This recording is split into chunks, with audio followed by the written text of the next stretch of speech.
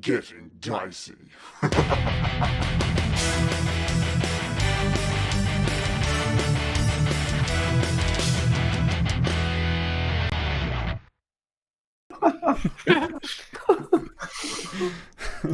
Every time we go away and we mute our mics, someone talks about a dong. I'm pretty certain. Okay, don't back me up on that one, guys. No, that's cool. Just silence will be great. I feel like You said it. It's one of those hear what you want to hear sort of situations. Right, I see how it's going. We're at the top of the order. We're halfway through, I think. American, you've just opened up the door to check on Nandro to make sure that he was okay after that fight with Nesna. And you've been met by a dark elf who has heard the door open, who has heard the footsteps of you walking into the room. And he looks around and he looks towards the doorway and just says, "Hey, what have we got here then, eh?" I'm going to freeze immediately as soon as I see him. Okay. All right. Is that your turn? Yep, that's my turn. I'm frozen. I'm gonna look past him and see what's going on with Nandro. Yeah, give me a perception check. Oh, first roll of the night. First roll. Straight away.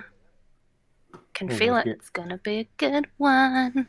And my plan was also that I was going to be sending my healing spirit towards him. So let's see. How's Nandro looking? He is looking. I've got a 19. Yeah, he's looking fine. You can see that he's breathing. His eyes are open, and he's rolled towards you and this figure in the room, and he's watching kind of groggily at what's going on. I'm gonna continue to send my healing spirit squirrel towards him as I freeze in place. Yeah. Your little squirrel just bolts across the room. The dark elf sees this thing just run across the room, and he just watches it as it runs across to Nandro. And it jumps up onto Nandro, and he's there. He's got a squirrel sitting on him now. Very good. Yeah. I'm going to stay silent and not move a muscle. I'm going to evaluate what this chap is going to do next. Can you tell me? Can you tell me what American is thinking? She's thinking, "Oh no, it's another hostage situation. He's going to try and hurt Nandro, but he doesn't know I'm there. He might think I'm there, but he doesn't know I'm there. So if I don't move, then maybe, just maybe, things will sort themselves out." All right. Anything else from American? I'd like to ready in action. I'm going to be watching him like a hawk and making sure he doesn't try to harm Nandro. And if he does try to harm Nandro, I'm going to lash out with a thorn whip. Oh, and that's a spell or a cantrip? It's a cantrip. Okay, cool. Perfect. Let's go over to Bill. What's Bill up to? One more thing. Oh. Okay, yeah, carry on. Got a spider minion. Oh, yeah. It's mummy. Nesna. So we're going to... Runzin, no, sorry. not Nesna. Runzin. Runzin, the spider's going to make his way towards where he heard his mama's voice last. Okay. And he's going to do that by crawling along the walls to try and keep safe and out of sight. Okay. So he can move 35 feet, so just imagine him on a wall. Okay. I'm imagining him there. It's very cute. Imagine. Yeah. He's very frightening, actually. Okay. Because he's a giant spider. Yeah, he is pretty big. Anything else? I'm done. Okay, Bill, over to you. You've just seen Nesna be taken out by all of these orc spirits, one of which had emanated from Loris himself. The 3 remaining spiders surrounding you are still frozen in place. That was pretty metal. There must be a song in there. can I clarify something? Mhm. So Bill heard American's voice dashing off in a certain direction, and she said that she'd found Nandro, right? American, do you want to confirm what you called out and where you were when you called it out? So, where Brian is on the map, I was next to him when I called out that I'd found Nandro, that he was alive, and that I was going to go rush over to make sure he's okay. And I also elbowed dear Brian as I said it to let him know I was near him. Cool. So yeah, Bill, you would have heard that coming from the Baron's direction. You look over there and only see the Baron. Yeah. Okay. But you do also see Ranzen scuttling up the wall and around the corner into the corridor. Okay. Cool. In that case, I am going to run down to here. And on route, I'm just going to yell out, "One spider at a time. Make sure that guy doesn't have his staff." Towards Loris and Sig. Okay. And I'm going to take the dash action to move basically to here and look into this room. All right. I'll move to the side as I see you approach. Okay, yeah, cool. Cool. As you approach that doorway, you're just sprinting towards that doorway, and you skid to a halt.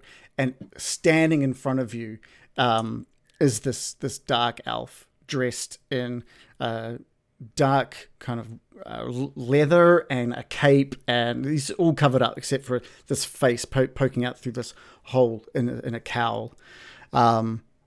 And he's looking at you surprised. "Oh, there's a few of you, is there?" A few. And I just like look at, and I clock the situation. I'm assuming I see Nandro. Yeah. And I just think, oh God, not again.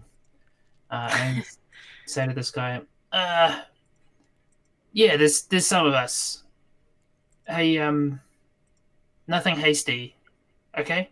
What are you thinking? I'm thinking like PTSD flashbacks to Gundren getting his neck snapped. Yeah, right. And us being like way too, way too confident.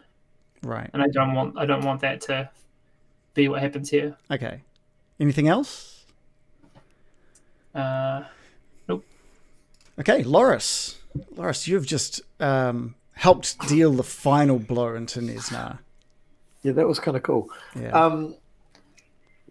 So I think having seen all the spirits sort of pound and beat on Nesna and Luca's spirit, I guess, exit stage left, I guess I'm kind of feeling more myself now without the voice of this great orc in the back of my mind. Yeah, you kind of felt that he had left a long time ago, but despite that, now you truly feel clear. Okay. I'm slightly saddened because I was quite enjoying his presence, to be honest. So, excuse me. So I'm just going to take a moment to pause. Obviously, Bill sort of left and said, take one of the spiders on at a time. Is obviously Nesna's dead. Is his staff anywhere within the vicinity of his body? Where did he drop it? Yeah, it's dropped right next to him. Okay. Was kicking it away an action, or would you use some movement for that, or what would you allow? I would just let you kick it away. Okay, so I'm just going to kick it towards Sig, just sort of, just so it's away, just kick it towards the wall, and then as I do, I'm just going to point to the spider that's behind me and give Sig a bit of this one look, and then I'm going to turn around and just smash that spider. Okay, cool. I better bring up some spider stats. Give me a roll to hit, please. So using Lightbringer, because I think I've still got that in my hand. You should also have advantage. Yeah. Oh, awesome. I've rolled one.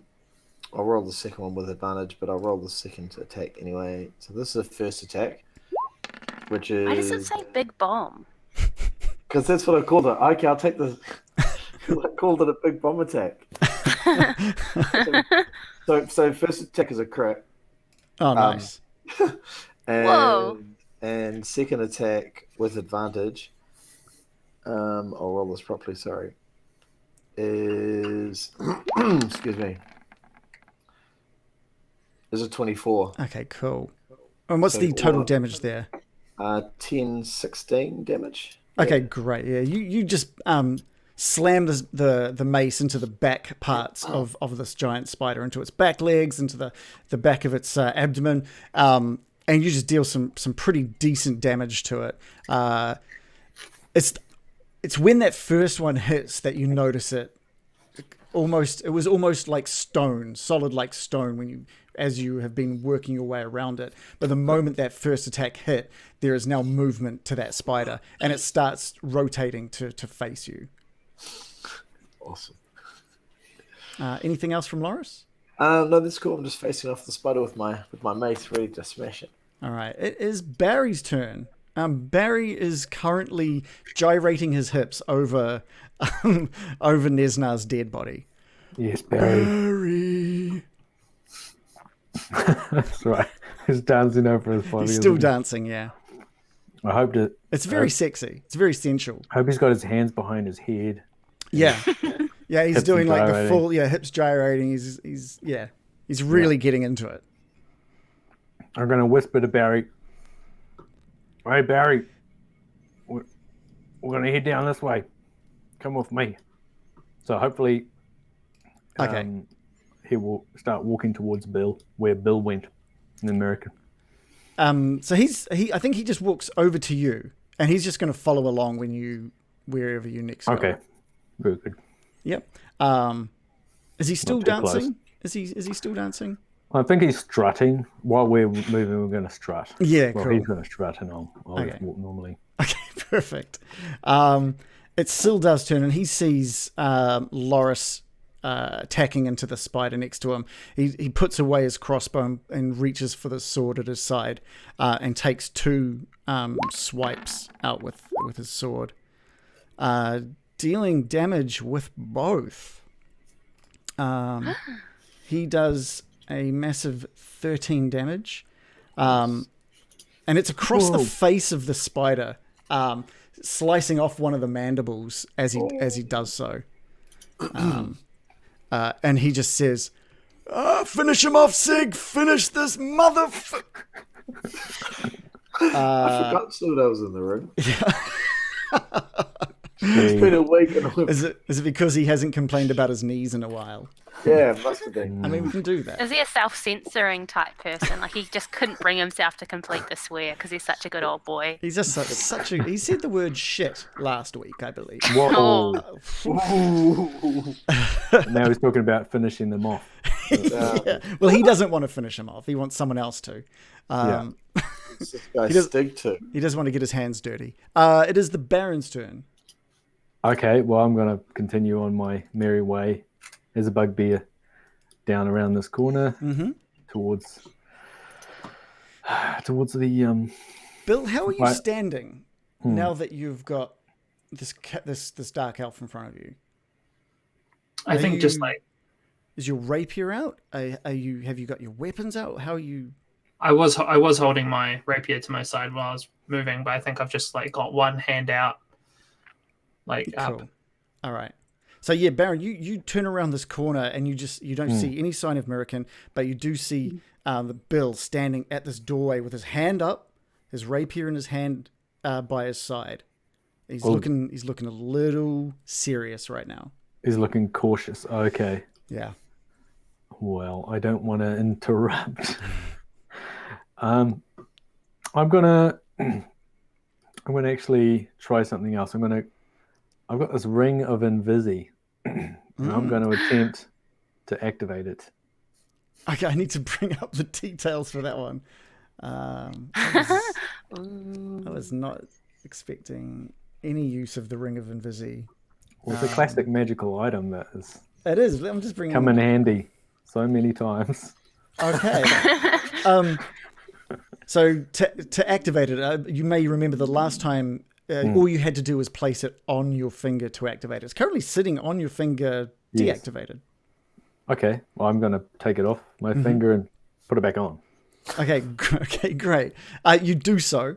Can I get a D8 roll from you, please? D8. Here we go. A 4. Unfortunately, like last time, you place this ring back on your finger. Nothing happens, but the ring is now completely gone. Well, that's something. It's just the ring's now. You can still feel it on your hand, and you can. It's tight on your finger. You can't budge it, and it's gone. You can see your hand. If this was a party, then that will be helpful. You know, an exciting trick. But right now, not that helpful. I'm going to just take a little step forward and try and listen in. Yeah. And yeah, that's it. I think you get there just in time to hear the Dark Elf saying, "There's a few of you, huh?" Oh. So you've heard that. It is... Okay, well, all right. Anything else? No. All right, it's the Dark Elf's turn.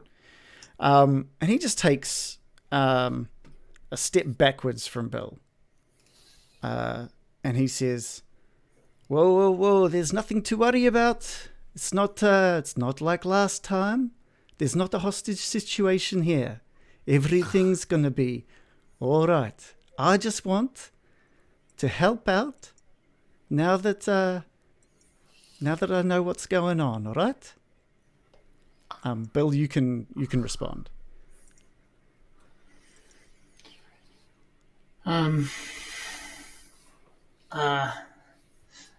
Appreciate that, pal. Do you mind stepping away from Nandro a little bit, if you don't mean any harm?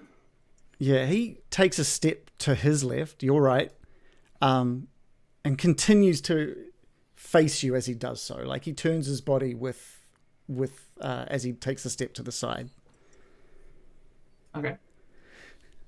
I heard a bit of a commotion. I came up to make sure everything was all right with Nesna, and it looks like you got the better of him. I commend you for that. I just want to make sure this works out for all of us, yeah? And I think with that, we'll go to Sig. What seemed like only 6 seconds ago for most has been of what felt like weeks in Sig's mind. He's currently standing on one knee, and he looks over to his friends, and an echo of a command is in his mind, commanding him to kill his friends. And although that has left his mind, he's still not sure it's fully gone, so he's going to take off his helmet and just try and squeeze his head a little bit.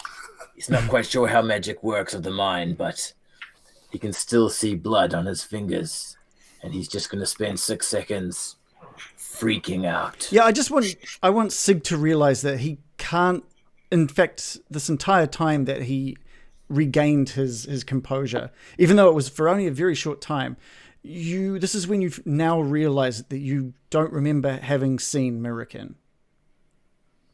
Yeah. Oh, God. And I'll give you a point of inspiration for that as well, if you don't already have one. It is the giant spider's turn, and 2 of them are locked in place. But the one now face to face with Sildar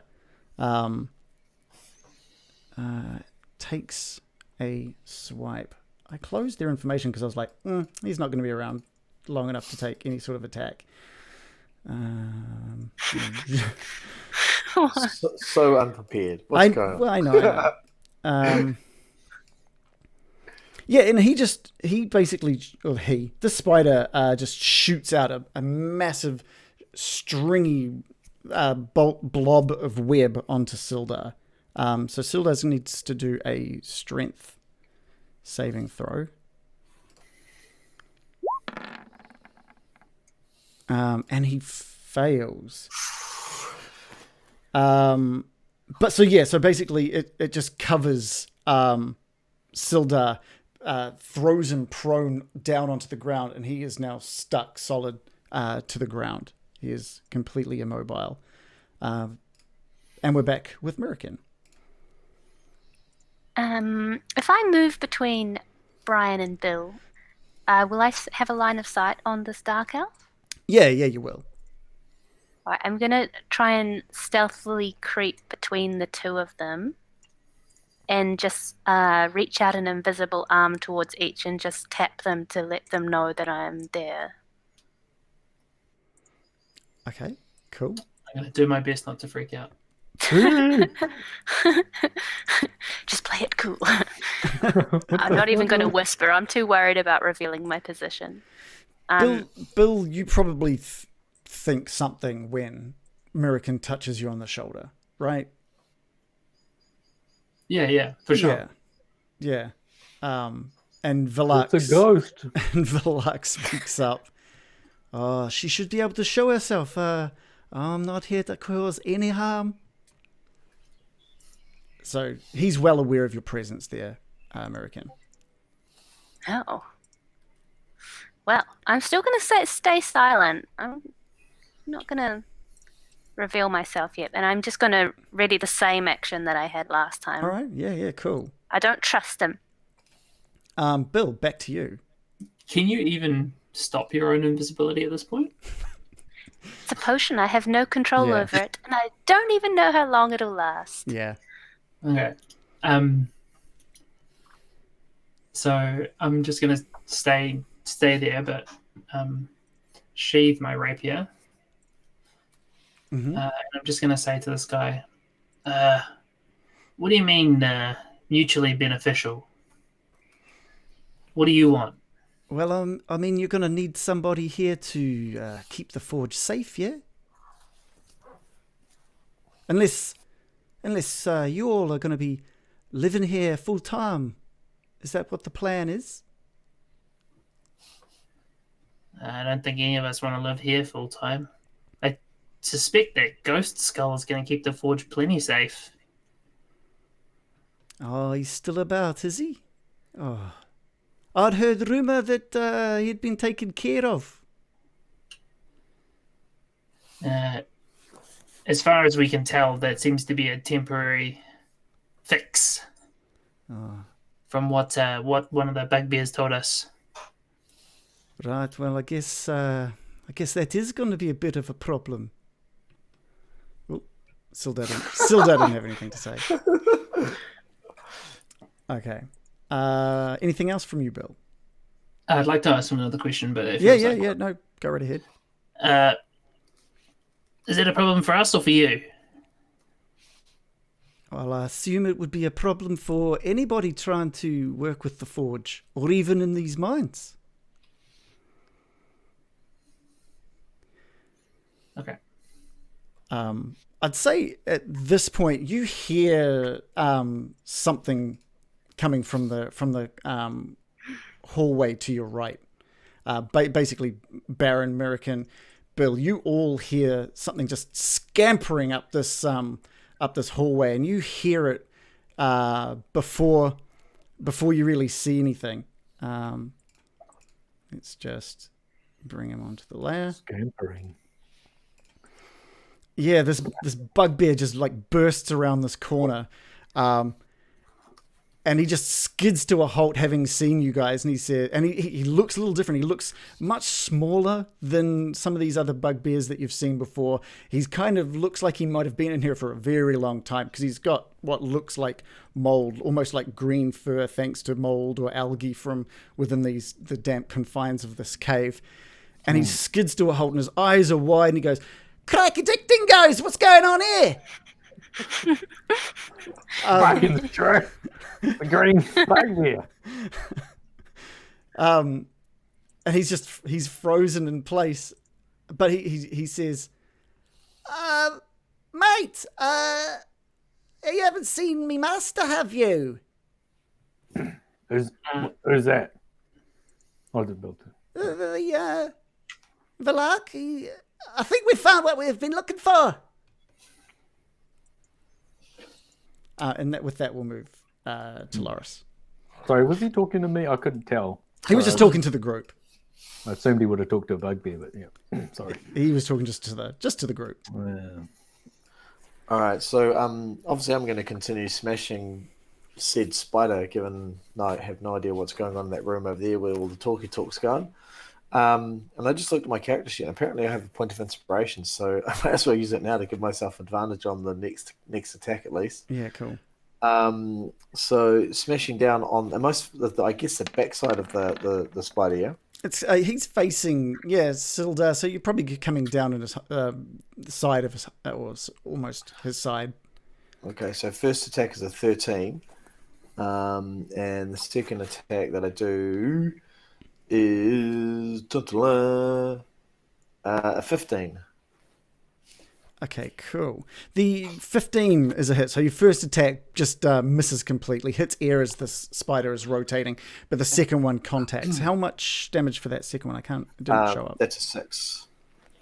6. Okay, perfect. Yeah, the mace just comes down into the back of this spider, and it loses all balance as its back end just like buckles, and you just split it open, and it falls to the ground, dead in front of you. Nice.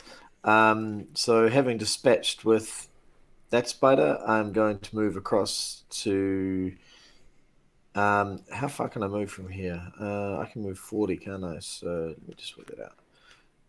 I'm going to move behind the other spider because I don't want to be anywhere near its fangy fang things. Just so you're aware, that one was pointing up towards the corner as it was frozen. Okay, yeah. I'm moving there then. Yeah. Just wherever behind the spider is. Yeah, no, that's fine. That's fine. Cool. So yeah, now positioned to take on the next spider.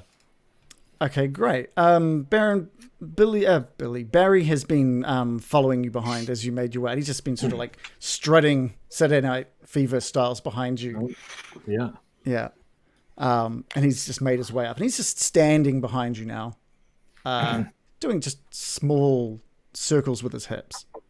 Okay, I just messaged to him to just point his hips away from me a little bit. You know, Barry? No, but no, like give someone else, a show.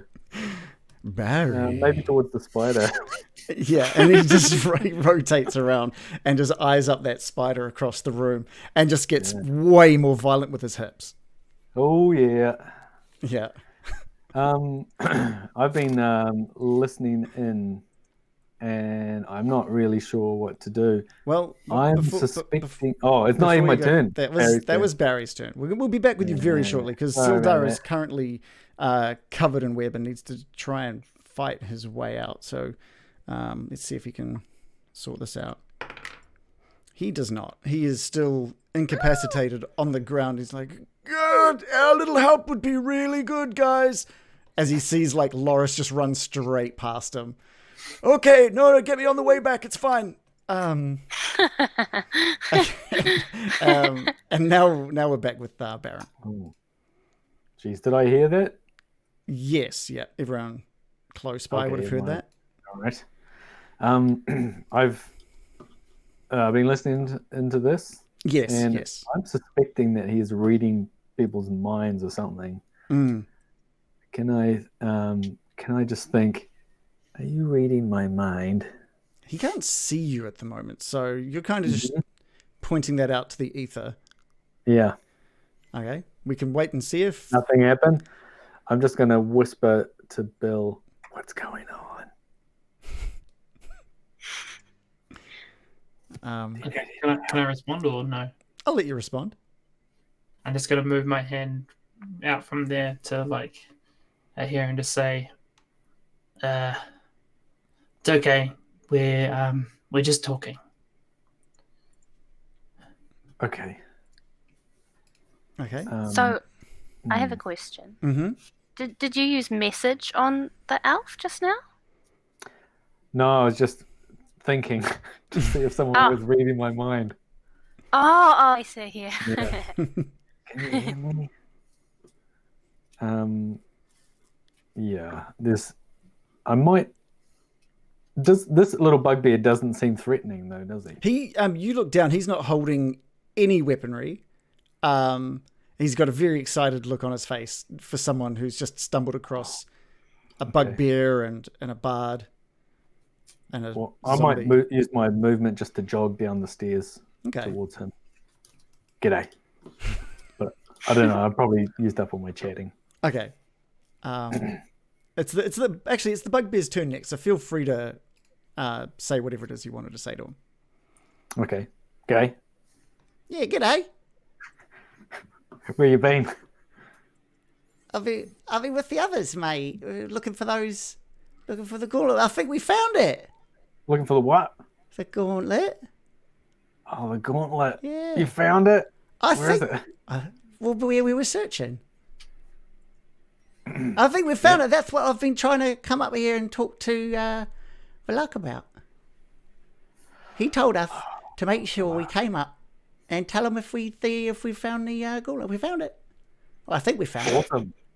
You think you found it? Hey, I think we found it, yeah. What gave you a clue? Found a gauntlet. All right. That's spot on. Can't go wrong with that. Sorry. Yeah, they called it. Didn't you used to be like taller? Me? Boogith? Boogith has never been tall. Oh. Boogith has never always been green. But here's Boogith now. Do you say you've never always been green? Why would a bugbear always have been green? Okay, right. Or short. It's such a riddle. I know. Oh, I'm just feeling uncomfortable. I'm just sort of glancing back at Barry to try and boost my morale. You got a fancy hat for a bugbear, but look, if you're going to tell Valak about the gauntlet, I'll go back, make sure everything's okay, yeah? Yeah, well, how many of you were looking for the gauntlet? Couple. Like usual. Couple. Yeah, Just couple. got a couple. All little guys? Come on, mate. You know I'm the only small bugbear. That's why I've been down here so long, because I'm small. I'm like a minor. There we go. You're fast, aren't you? For All right. a bugbear. Well, Actually, that was a thick burn on myself, actually, too. Never mind. well, I'll keep my eye out for Valak. All right? I found Telstra, but that's about it. Okay, you let him know. I'll go back and I guess look at the gauntlet a bit more. Well, can you tell me where it is? And then I'll tell Valak. Otherwise, I'm just telling them that you've... Where we were searching. Yeah, just a little bit more info. In the spot where we've been told to search. You wouldn't read about it. I'm going to go back there, look at the gauntlet. Well, what I think is the gauntlet. Look at it a bit more. Just make sure it's the gauntlet. And you tell Valak we found that gauntlet, I guess. All right. And he just turns around and just slowly just skips back down the stairs into the darkness. Yeah. Okay, and that was... and now we're back with Valak. Bill, can you give me a perception check?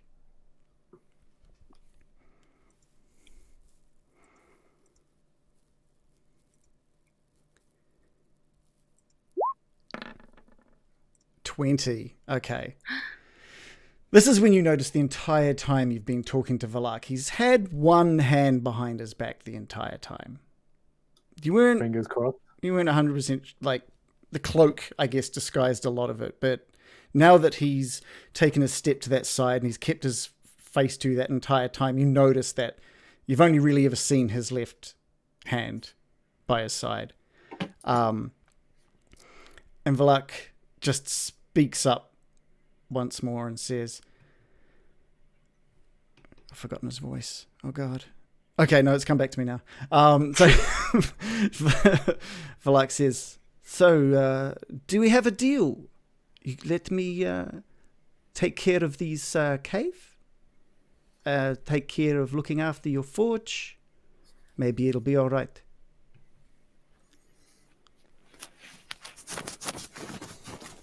I think we need to consider this.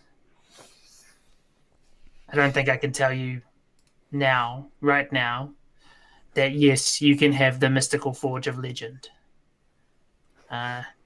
Wouldn't mind just maybe talking to my friends before we make that kind of commitment. Yeah, well, I guess I've got all day, so And he just looks over at Nandro on the back. But we don't want to have to turn it into one of those situations that you're fearing, yeah? If he's still reading my mind, that will trigger lots of emotion. Anger or upset? What are you? Just fear, I guess. Yeah. He senses that fear in you, and he pulls his hand out from behind his back, and he's just got a blade, a small dagger in his hand by his side now. He says, "Yeah, we don't want another one of what happened to Gundren, is it?" Yeah. You met him? I have not had the pleasure. American, Okay. you can decide whether this is going to cause you to use your thorn whip or not. I'd probably want to ask first. Well, would I?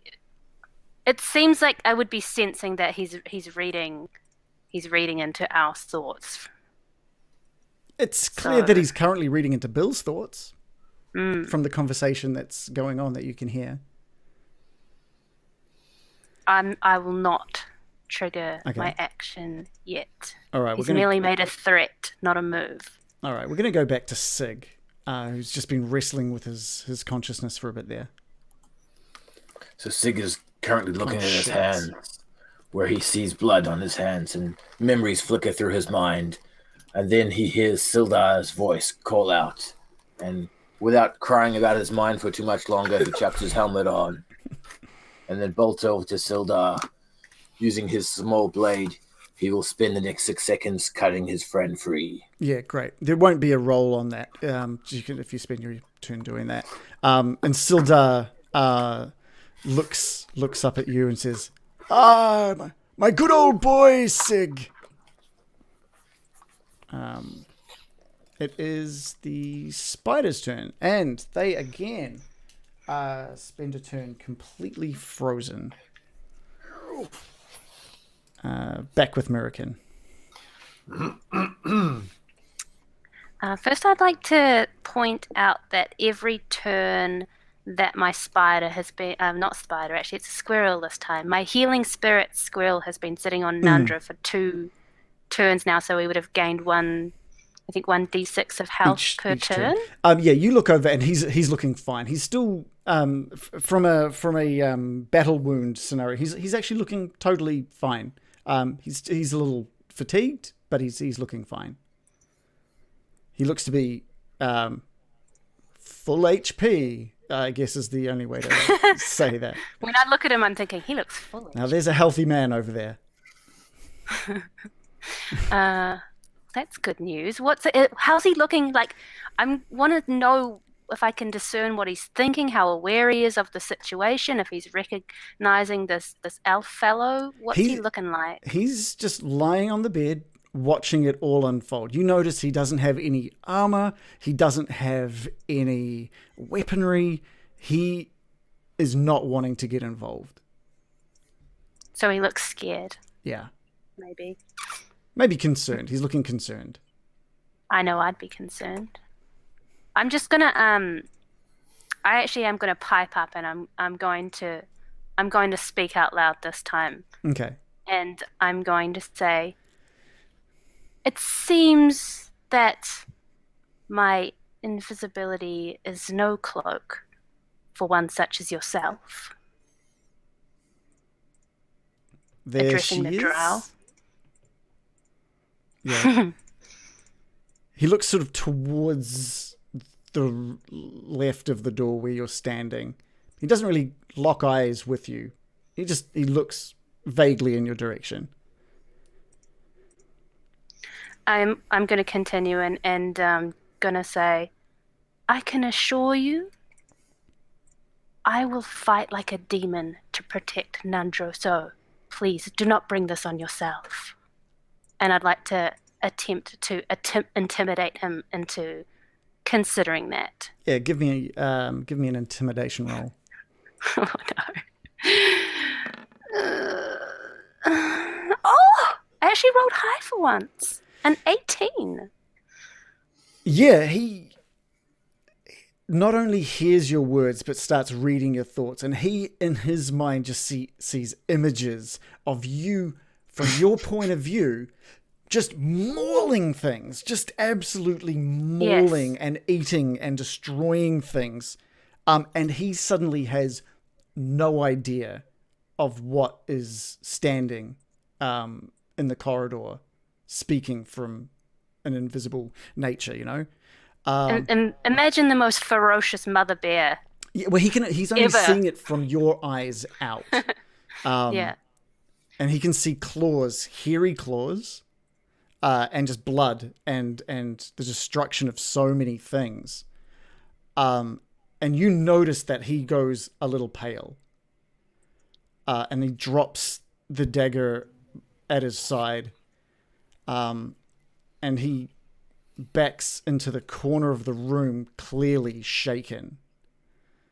No need to say anymore. I'll leave. Don't you worry. I'm out of here. Just let me leave. Wow. This is my first intimidation. And you notice his form starts melting, like it starts changing. Wow. Is there anything he's like only ever slightly, like his features start moving and just melting a little bit? Is there anything else you'd want to do? I'm gonna take his stepping back and the lull in his threatening manner to rush into the room towards Nandro and get myself between Nandro and this unknown foe. All right. Any actually, we'll say you've talked. The talking will be your action. That intimidation was really my action. Yeah. Any bonus actions? How about Ranzen? Ranzen's just gonna hang out next to Bill. Peek inside the door, maybe. Cool. He's a bit scared. Bill, you've heard the conversation between Mirakin and the character in the room, and you have also started seeing parts of his facial features slowly drifting into a slightly different position. They just seem to be slightly moving, and parts of his cowl start melding to like his forehead and taking shape with his head, and the cloak starts melding as well into this character's arms. What would you like to do? I think I'm just going to step forward now that I've seen American interpose herself between him and... Well, have you seen it? Oh, yeah. You haven't seen it. You would have felt to move past, into the room. Yeah. Okay. And I didn't see anything, so I can assume that was American. With that, like, my demeanor will completely change, and I'll draw my rapier and, like, much more confidently step forward to here. Actually, I'll move to here. Okay. The idea being to try to put myself between this shape-changing creature. And I can see the knife on the ground, yeah? Yeah. It's basically right in front of you now, on the floor in front of you. Okay. Anything else? No. Nope. Like if he just keeps on leaving, then I'll just let that happen. Okay, Loris, back with you. So seeing that Sig has done what I probably should have done on my way past. So sorry, Silda. Thought you were man enough to deal with that. I'm just going to start wailing on the second of the three spiders that are left. Okay. So I get advantage on the fact on these attacks because he's incapacitated. Is that right? He's still incapacitated. All right, sweet. So two attacks coming with Lightbringer. Quite liking this, mate. He's doing pretty well for you. First attack is 23, doing 6 damage, and the second one is a crit, doing 15. For some reason, it hasn't shown that second roll, but I would totally believe you there. So 6 and 15, 21 damage. They are both hit. And again, that mace of yours does some serious damage to the giant spider in front of you. It's already showing some severe signs of damage from that. And again, it goes from that rock solid state and starts just shifting its balance as it starts rotating slowly towards you. Barry is really getting his funk on at the moment at this solidly just stuck in place giant spider near the middle of the room. Is there anything else you need him to do? Well, I've just seen Bill run in. I want to maybe have Barry back him up. So I want him to stand in the entranceway to the door and put his hands on either side of the door frame. Okay. Yeah. He shambles just towards the door frame, places one hand up in one part of the frame and the left hand on the other, and he's still just like gyrating his hips into the room. All right. Yeah, give whoever's in there a nice wink for me, Barry. Barry! And he just gives us this, with his only eye, just gives him like a really dry wink. Was that a wink or a blink? I can't tell. I'm going to assume it was a wink. Anything else with Barry? Oh no, he's doing good. Okay, great. Sildar puts his hand out towards Sig to get aid in standing up, and Sig pulls Sildar up onto his feet. Sildar then looks towards Loris and comes over to that giant spider, and without missing a beat, slashes twice across the back of this this giant spider, and just cuts into the back of its thorax and just opens it up onto the ground and kills it. Whoa. Yeah. One of his rolls was a crit, so he did some serious damage. Dilda. Yeah. Spider Slayer. And just looks over his shoulder at the final spider standing in the room, and just makes his way over to it. Baron. Okay. I'm going to go up behind Barry and poke my head in to see what's going on. Yeah, you can see Bill facing this. This is the first time you've really seen this creature.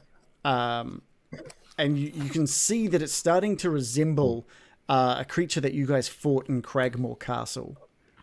You came across a female dark elf that, once it was slain, formed into this faceless, shapeless biped, I guess. A dingle hopper. And that's the one. And it's looking more and more like a dingle hopper every second. Or a doppelganger for those playing at home. Okay.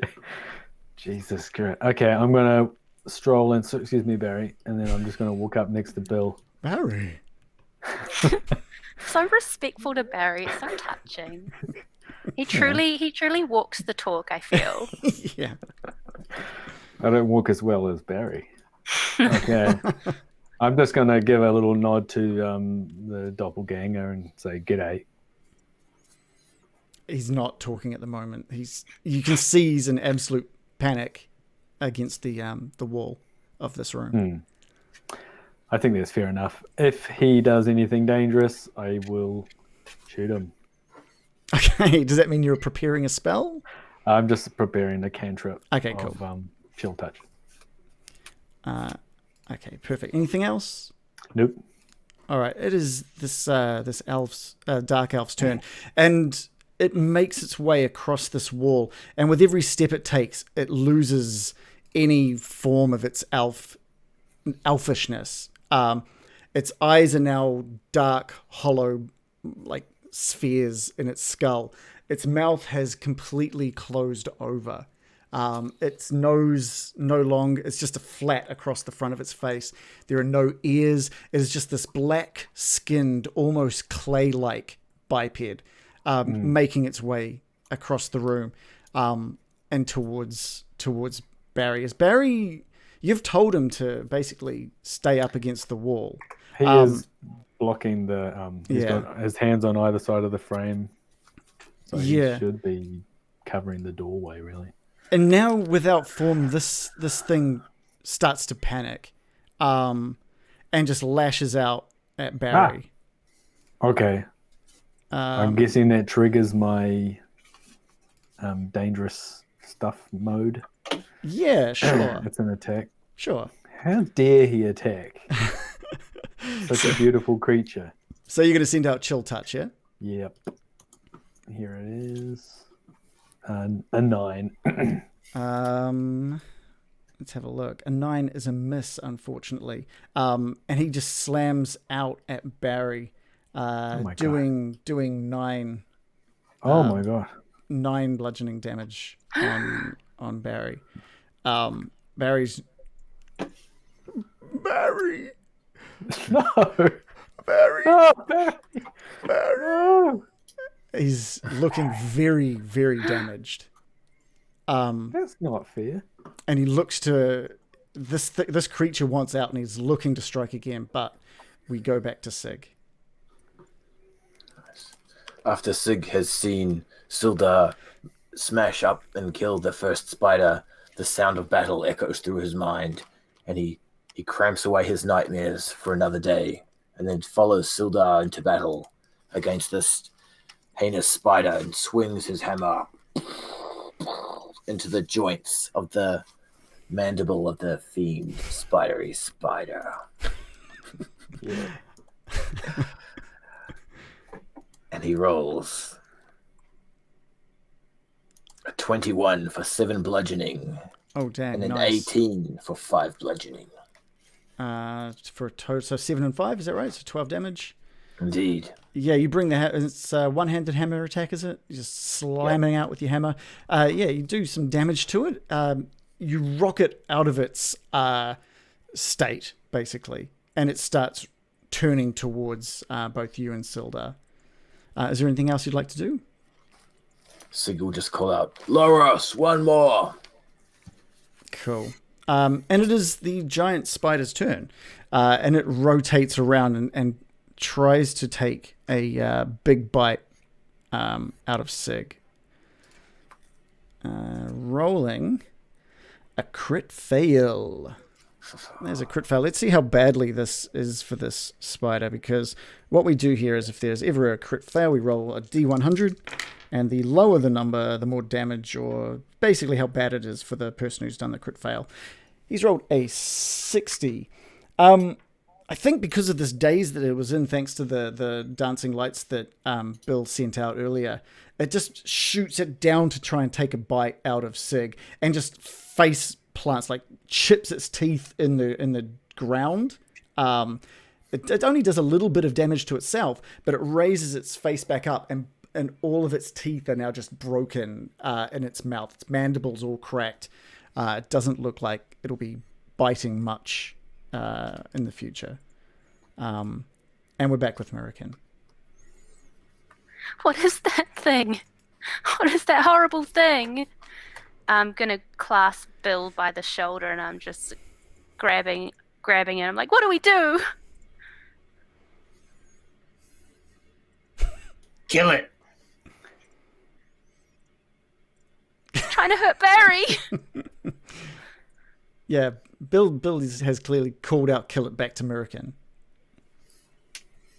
I'm gonna do it. I'm gonna lash out with a thorn whip to get it away from Barry. I'm gonna slam my invisible staff down and send a vine snaking towards it. Yes. Nice. Give us a roll to hit. I just scream, leave Barry out of this! And I've only rolled a 10. A 10 is unfortunately a miss, as this whip just shoots out and just catches the air next to this creature. I'm also going to then use my bonus action to send my beautiful healing squirrel spirit towards Barry. Okay. And it's going to climb up on a sexy shoulder with its nut in its hand, and it's just like... Yeah, it could be on his chest like a medallion. Does a healing No, work like on a disco an medallion. undead creature? What's that? Does Yeah, a well, I don't healing know if it work works, on an if undead you can creature? heal a Who knows? zombie. Let's find out. Or maybe it can climb up on his head like a nice little toupee. That would give him a bit more of a je ne sais quoi. A living toupee, and it can like make little different hairdos and stuff. That'd be great. With his tail. Like, spread it. You do heal Barry somewhat. What? Hang on, let me bring up the rules because I don't think it heals him instantly as soon as I send it to him. I know, but I'm just letting you know that it has. Oh, okay. No, all right. It's basically if someone moves into a space that it occupies, but you're sending it into a space that Barry occupies, so I'm just going to let it. I don't Alright. care what the rule says. You're the The DM. squirrel has much love for Barry. Yeah. Anything else from American? That's it. Okay, Bill, over to you. Oh, actually, this is becoming a real thing. I'm sorry. Maybe you need to put Ranzen in the turn order, to be honest, because it makes it very easy to forget him. Right. I mean, you can just select his token and roll his initiative. I mean, that's up to you if you want to do that. I can do that. Oh, yeah, that's good to know. Yeah. So you haven't. So what would Ranzen, what's he getting up to?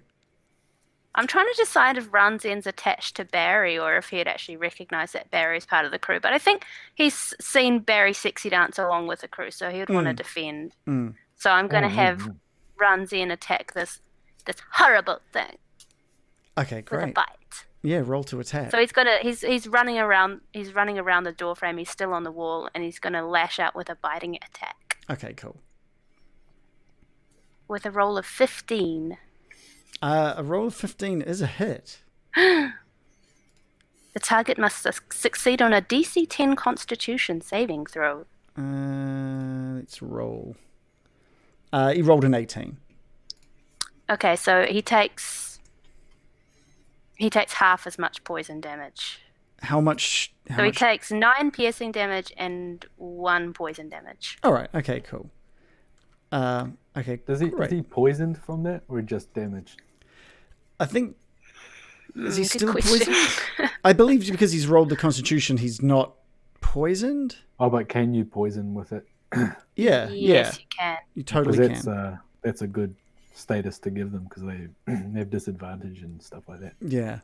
Yeah, I don't think he gets poisoned because he's saved. Yeah. He's. Right. Yeah. You see Ranzen sink his fangs into the doppelganger, and it's weird. It's not like skin. It just is kind of like clay, and he bites in and just like takes a chunk of this doppelganger and drops it onto the ground.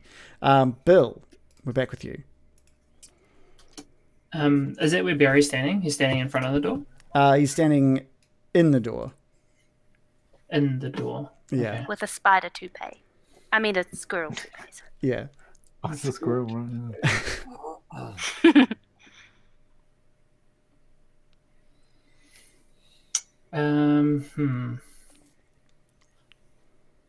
I think seeing Barry get attacked directly, Bill is just going to dance down this way. Oh. Here we go. It takes two to tango. Barry is very happy right now. Not as good as Barry. I want to know what kind of dance. Yeah. Just like a kind of acrobatic, like maybe electric slide or something. Barry. Oh, I love it. Electric slide. Down towards Barry. And then I'm just going to shout out at this guy, "Nobody puts Barry in a corner." And cast Vicious Mockery on him. Okay. So what do we have to do? He needs to make a wisdom save. And what does he have to beat? 14. 13. Did you? That was He 13. made That was it. 13. That was 13. was It was a 12 14, plus come 1 from his wisdom. You did it, It Bill. was 13. He did it. I hit someone with Wisdom Mockery. All right. Oh, I've Bill got did 15 it. news for you, mate. This hasn't happened since I leveled up. But he now takes 2d4. What? Give us a roll for Whoa. damage, please. Damage. I haven't even updated my thing because it's never come up. He takes 5 psychic damage, and he has disadvantage on his next attack roll. Okay. Okay, cool. Anything else, Bill? No, that's it. Cool. We're back with Loris. Awesome. So seeing Sig starting in on the final spider, I'm just going to charge, running towards the spider, and as I get to the spider, I'm just going to leap up and try to land on like between its head and the thorax, that kind of that joint between the spider, so I can sort of just land on him like I'm riding him and just smash him on the head from his back. All right, we'll start with an athletics roll. With pleasure. Athletics or acrobatics? I'll let you pick. All right, you said athletics. I'm going to go with that. Oh, I mean, come on. That's I rolled a beautiful. 27. It's a lot of 20s. Nice. That's a crit. That's a Really crit good success. time, You look over your shoulder to see Sildar having woken this spider. Maybe Sig, sorry, woke the spider. And you just charge towards it, do this beautiful, like, forward flip in the air. This twisting forward flip so you can land perfectly, facing back towards Sig and Sildar on I guess, what would be the neck of this thing, this spider. And the spider just, the weight of you landing on it just drops it a good, like, half foot before it balances itself on its feet. And then I'm literally just going to smash this mace into the back of it. Yeah, give it with advantage as well. Oh, awesome. With both attacks or one? Both. Oh, wicked. Okay, cool. I mean, that was a beautiful move. Both coming. Here they are. First one is a 23. Second one's a 23. First one doing 6. Second doing 11. 17 damage. Nice. Yeah, you bring that spider down, like the front of it just gets pushed down onto its elbows. Do spiders have elbows? It is now face is close to both Sildar and Sig, and it's barely alive, but is still alive. All right, so I'm technically on the spider, but my token's under it. Yeah, you're on the spider. Oh, we can fix that. Cool. There we go. It is Barry's turn, standing in the doorway. Oh. He has managed to get back a little bit of health thanks to this squirrel. Yeah. I just want to say, I did just read the rules and it said it can't heal undead, unfortunately, but... But we got a DM here. Yeah. I figure, it's your rules. I don't care about your guides. I care about the ones you bought me, but in this specific situation... It's your prerogative, as they say. He's a good guy. I don't care. Bobby Brown says that, doesn't he? Maybe he's becoming a real life boy. I think so. Pinocchio X Barry crossover. It's just like 2 months. It's not undead. It'd do some sort of adult movie version where like something else goes along. There's some immediate mental images I'm seeing, and I'm loving it. You don't want to see the state of that thing. I do. He's been rolling. He's been thrusting his hips around for a while. It's probably barely hanging on. I'm very interested in this. Okay, well, we'll get some fanfics going. Okay. Anything else from Barry while he's gyrating in this door? Can Barry do actions? He totally can. He can do anything that a real zombie could do. Really? You're a real zombie now. I want him to do... So I can let you know he can... The dodge action. Oh, yeah, he can totally by moving his hips rhythmically very fast.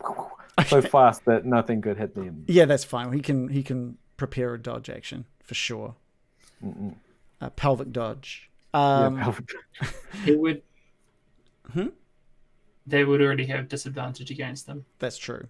But true, something could always happen. But this looks good. Sildar, having now had the giant spider's face back down at his level, swipes out once more with his sword. Missing with the first, just kind of scraping across the skin of its face, but then bringing it back that second time up, stabbing in a stabbing motion right into the peak of its head, and dropping it down to the ground. The spiders are no more. Did Sildar do the final blows on all 3 big spiders? I mean, Sildar's pretty cool. Oh my god.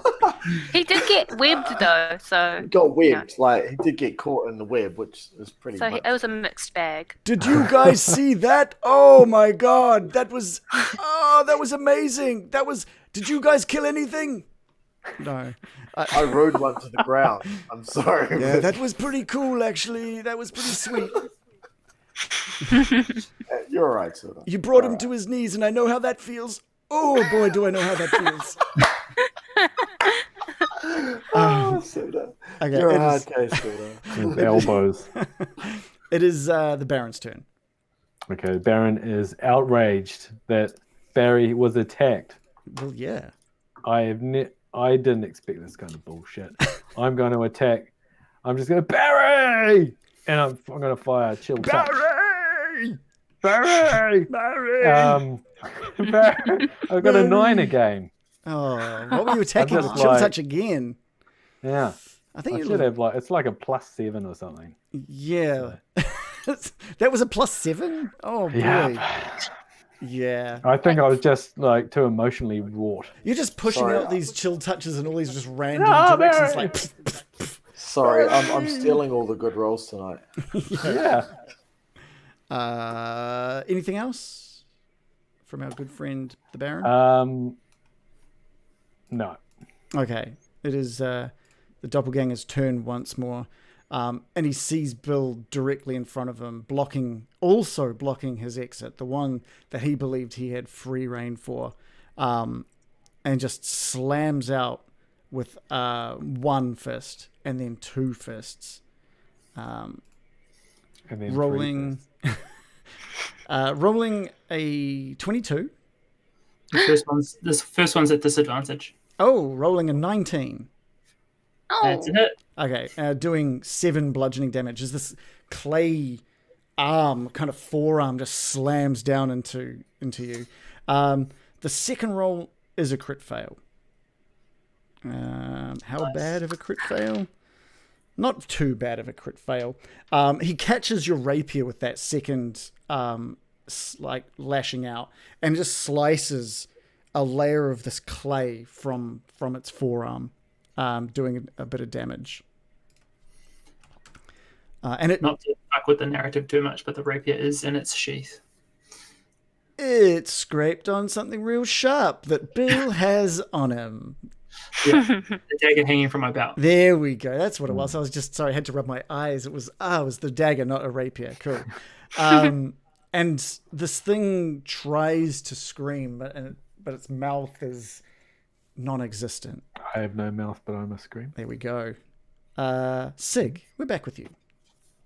You've just seen the last spider taken to the ground. Sig holds up his hammer to Loris so that the two hammers can be like high-fiving hammers. Maester hammer, high five. Nice. And then with just enough time to realize he should have been doing something more productive, he will run down the hallway to check on his comrades. Yeah, you make it to the door and you see Barry blocking the doorway. Bill directly in front of him, and in front of Bill is this what you recognize to be a similar creature to the one you saw in Cragmore Castle. Anything else? Sig will be pretty pumped for next round. Okay, cool. American, we're back with you. she calls out, "Yes, Ronson, good boy, and calls out, "Do it again!" And he does. Great. And What do it's we a roll? 13. And a 13 is a miss, unfortunately. Runs in, just bites out, and manages, just with all the flailing that the doppelganger is doing, just misses completely. Is there anything, no. any action you'd like to take, American? I'm just going to slam my staff down again and attempt to thorn whip him away from the door again. Mm-hmm. And I rolled a 25. A 25 is a hit. Cool. So a snaking vine comes out from the bottom of my staff, wraps around his leg, causing 6 piercing damage, and I want to use the strength of that to pull him away from the door. Okay, great. So you just pulling 10 him, feet closer. so basically To me. face to face with the Baron. I'm also wondering if that gives an attack of opportunity. No, Ooh. it's only when you consciously move away from an enemy that you bring an attack of opportunity. If you get moved, it doesn't. Right. Yeah. Does that change anything? Do you still want to move him away from the wall? I just need to get him. I know that Brian would want me to do Yep. this to protect their Barry, and I shall. Okay, appreciate great. it. Yeah, so that I kind of want to bust out a "Get over here!" Yeah. yes, Get over definitely. here. The thorn whip just wraps around its right arm, or around its sort of upper arm, and you pull it towards the Baron, and it trips sort of. Makes its way towards Baron in a tripping motion and comes to a stop, and the thorn whip returns to you with the entire clay arm of this doppelganger, and it just drops out of the thorn whip to this clayish puddle on the ground in front of you. I'm just gonna go, ew, gross. Anything else?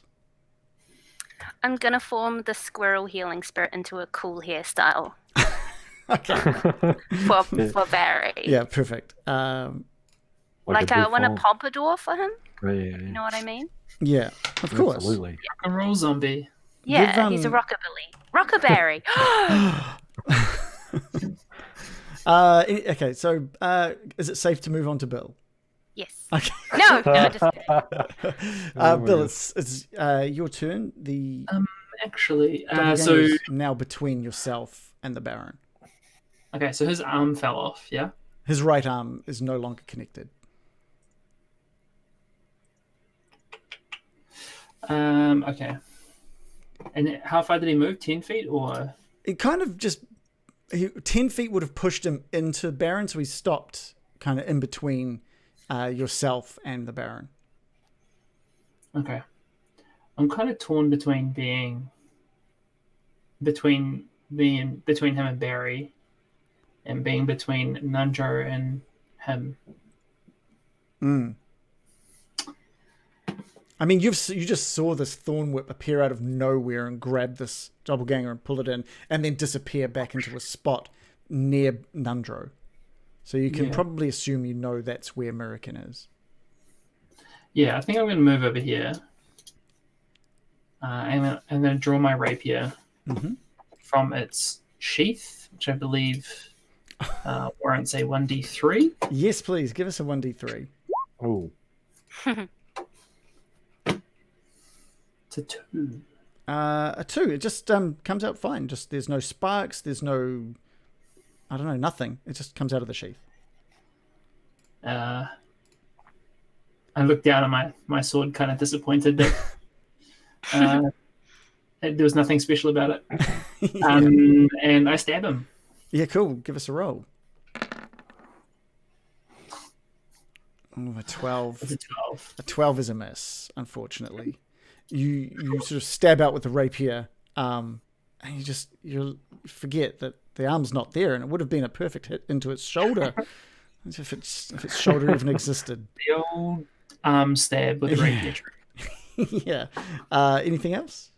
Nah, that's it. Cool. Loris, back with you. All right, so seeing the spiders are all dispatched, seeing Sig charge on down the hallway, I'm going to hoof it straight after him. Now, with my movement, can I get into the room past Thingamajiggy, past Barry? Sorry, You can't make your way past Barry. He's up against the wall. You'd have to manhandle him out of the way. oh, I don't want to hurt him. Can I just yell at him Move to move? through friendly. If they let people pass. Yeah. So if I'm there to go past, is Barry going to let me pass? Or am I Barry live has on? not been given any information about who he is and won't let pass. He's been told to stand in the door and block the door. and his hips are going a mile a minute. I mean, they're going crazy. but I Distracting on us. don't know what the rules are. Barry. He is like a Pokemon. So you can't get in at the moment. Damn pre-show. this fucking zombie. Oh, I guess I'm just gonna be like bewildered looking at this thing shaking its hips. I'm like, look at Sig. Give us a Constitution check, Loris. Constitution. Yeah, just one Constitution check. Sure. Hang on. Do not look it in the eye, Loris. Persuasion. I roll a Yeah, 10. you look him over and you're kind of just pissed off at him. If you'd have rolled any lower, I think you'd have been quite enamored by what he was doing, but instead it just stirs anger within you. What the fuck? It's literally Strange what- feelings of arousal. Yeah, and it is It Barry's was. turn. It is Barry's turn. He just looks over his shoulder at Loris. Barry. And just continues just moving his hips.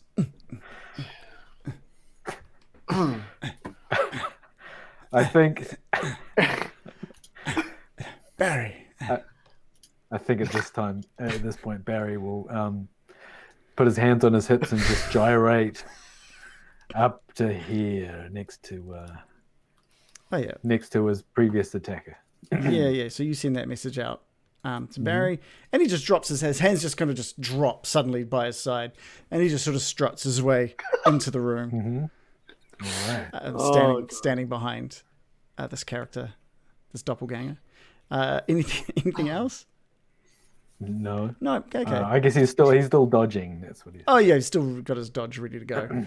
All right, we're back with Sildar, and he too just follows suit. He uses the dash action to position himself next to Loris and Sig, and he looks inside and just sees this thing. Another bloody one of these things. What is going on? But this is the first time he sees Nandro sort of lying on the bed in the back of this room, and he's Nandro, guys, it's oh my god, it's Nandro. And it is the Baron's turn. All right.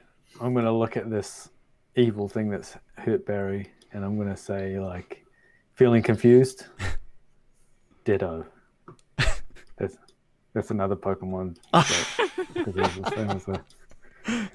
Like it changes shape like Ditto. Okay, True. well I am gonna do. And that's your turn. No kidding. I am gonna do poison spray. Ooh. I thought you were going to cast confusion. Yeah, I wish I had that. So it's the DC 15 Constitution save. Okay. And he has failed. Oh, then he takes 14 poison damage. That washes over him. He's only got the sort of two small openings on the front of its face, and its eyes, I guess. And the poison spray just coats the entirety of his face, and you can see as it washes over, he just takes a big breath in at that exact point, and you just see it all just soak into him, and he just drops down onto one knee with one hand placed on the floor in front of it. Oh, vape life. So he's still alive. He's still alive, but he's not looking good. Okay, that's the end of my turn. And it is the doppelganger's turn once more. He's going to spend... it's actually going to spend its turn quite slowly getting back to its feet. And instead of doing its usual double attack, since it doesn't have two arms anymore, it just slashes out at the Baron. Wow. Is he still with disadvantage? How long did that last? Was it... No. Okay, that's a roll of 23. Woohoo!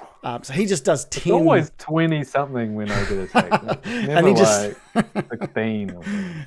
He just does, and you can hear from the doorway, Barry! As he slashes out at the Baron, doing 10 damage to the Baron. Yo, okay.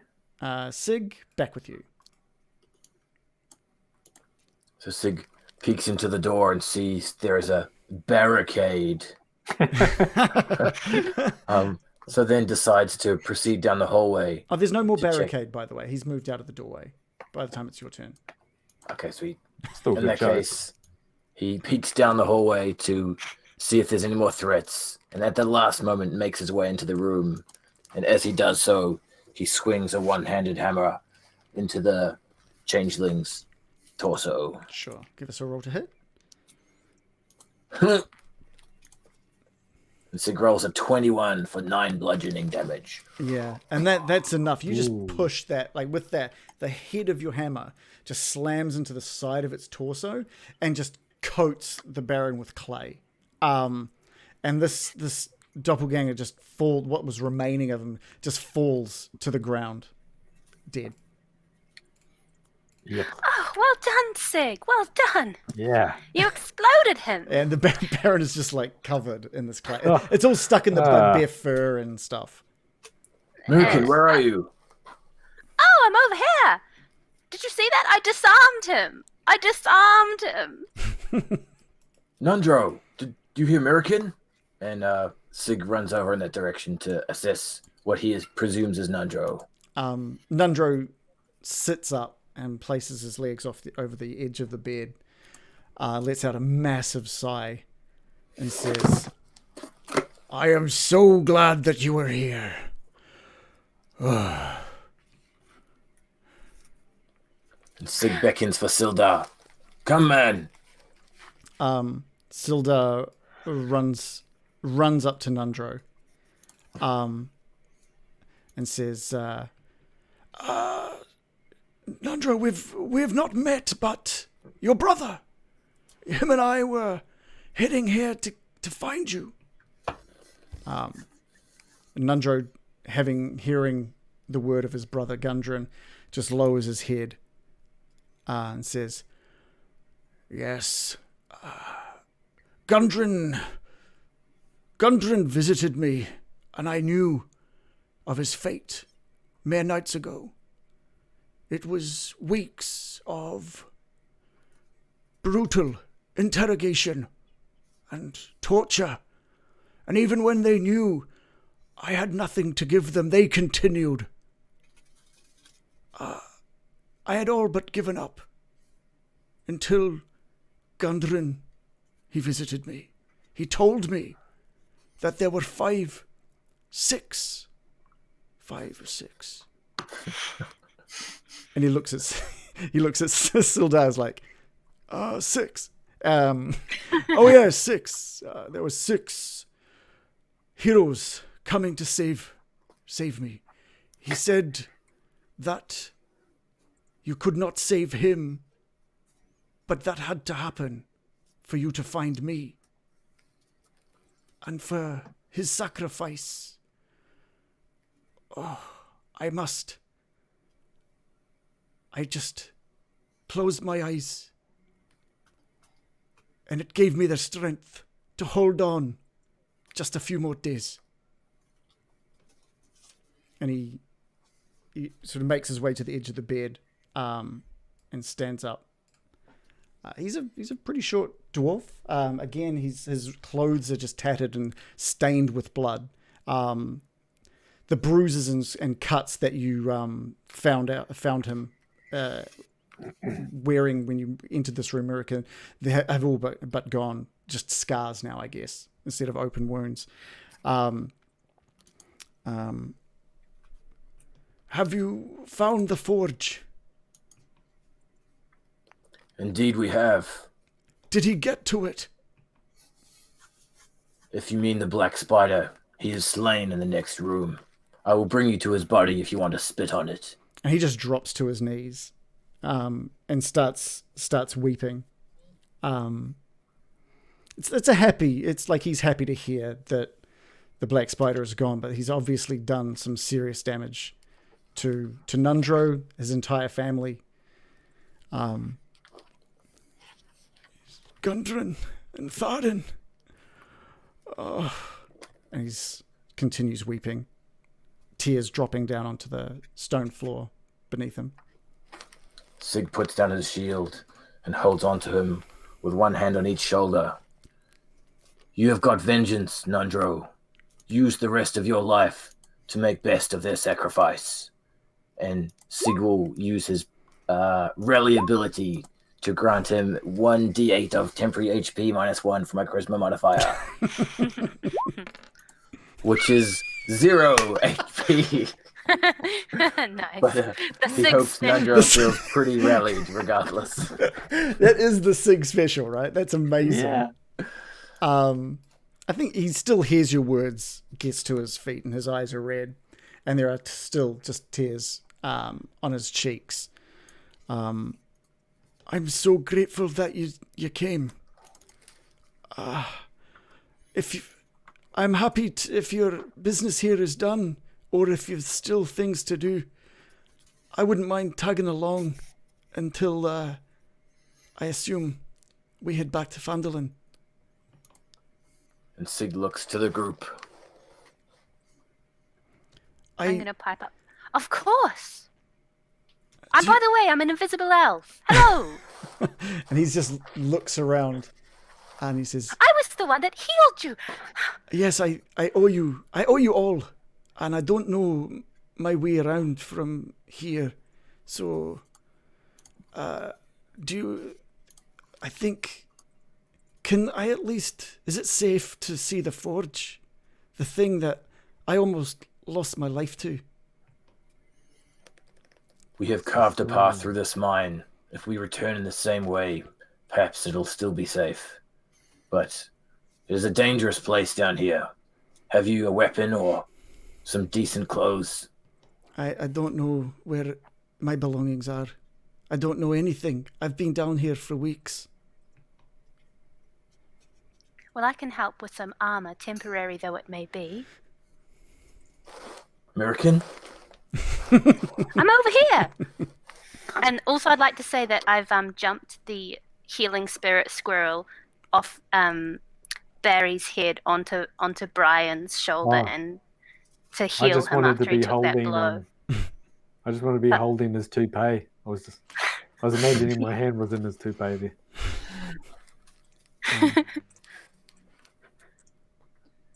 But yes, if everyone is feeling well, I could use some magic to provide you a temporary bark armor, Nandro. That sounds pretty fancy. It looks pretty cool, I must say. Do you have to do anything to do that? Is that a spell? What are we dealing with? It is a spell. Does that drop your healing squirrel? It does. So anybody who needs healing, I would that you would heal first. Yeah, can I snag some heals? Pat the squirrel. Can I snag some heals? What we can do is we can take a slightly delayed 5-minute break, I think. We'll do that now before we carry on. Cool beans. So let's move you guys all back to the landing page.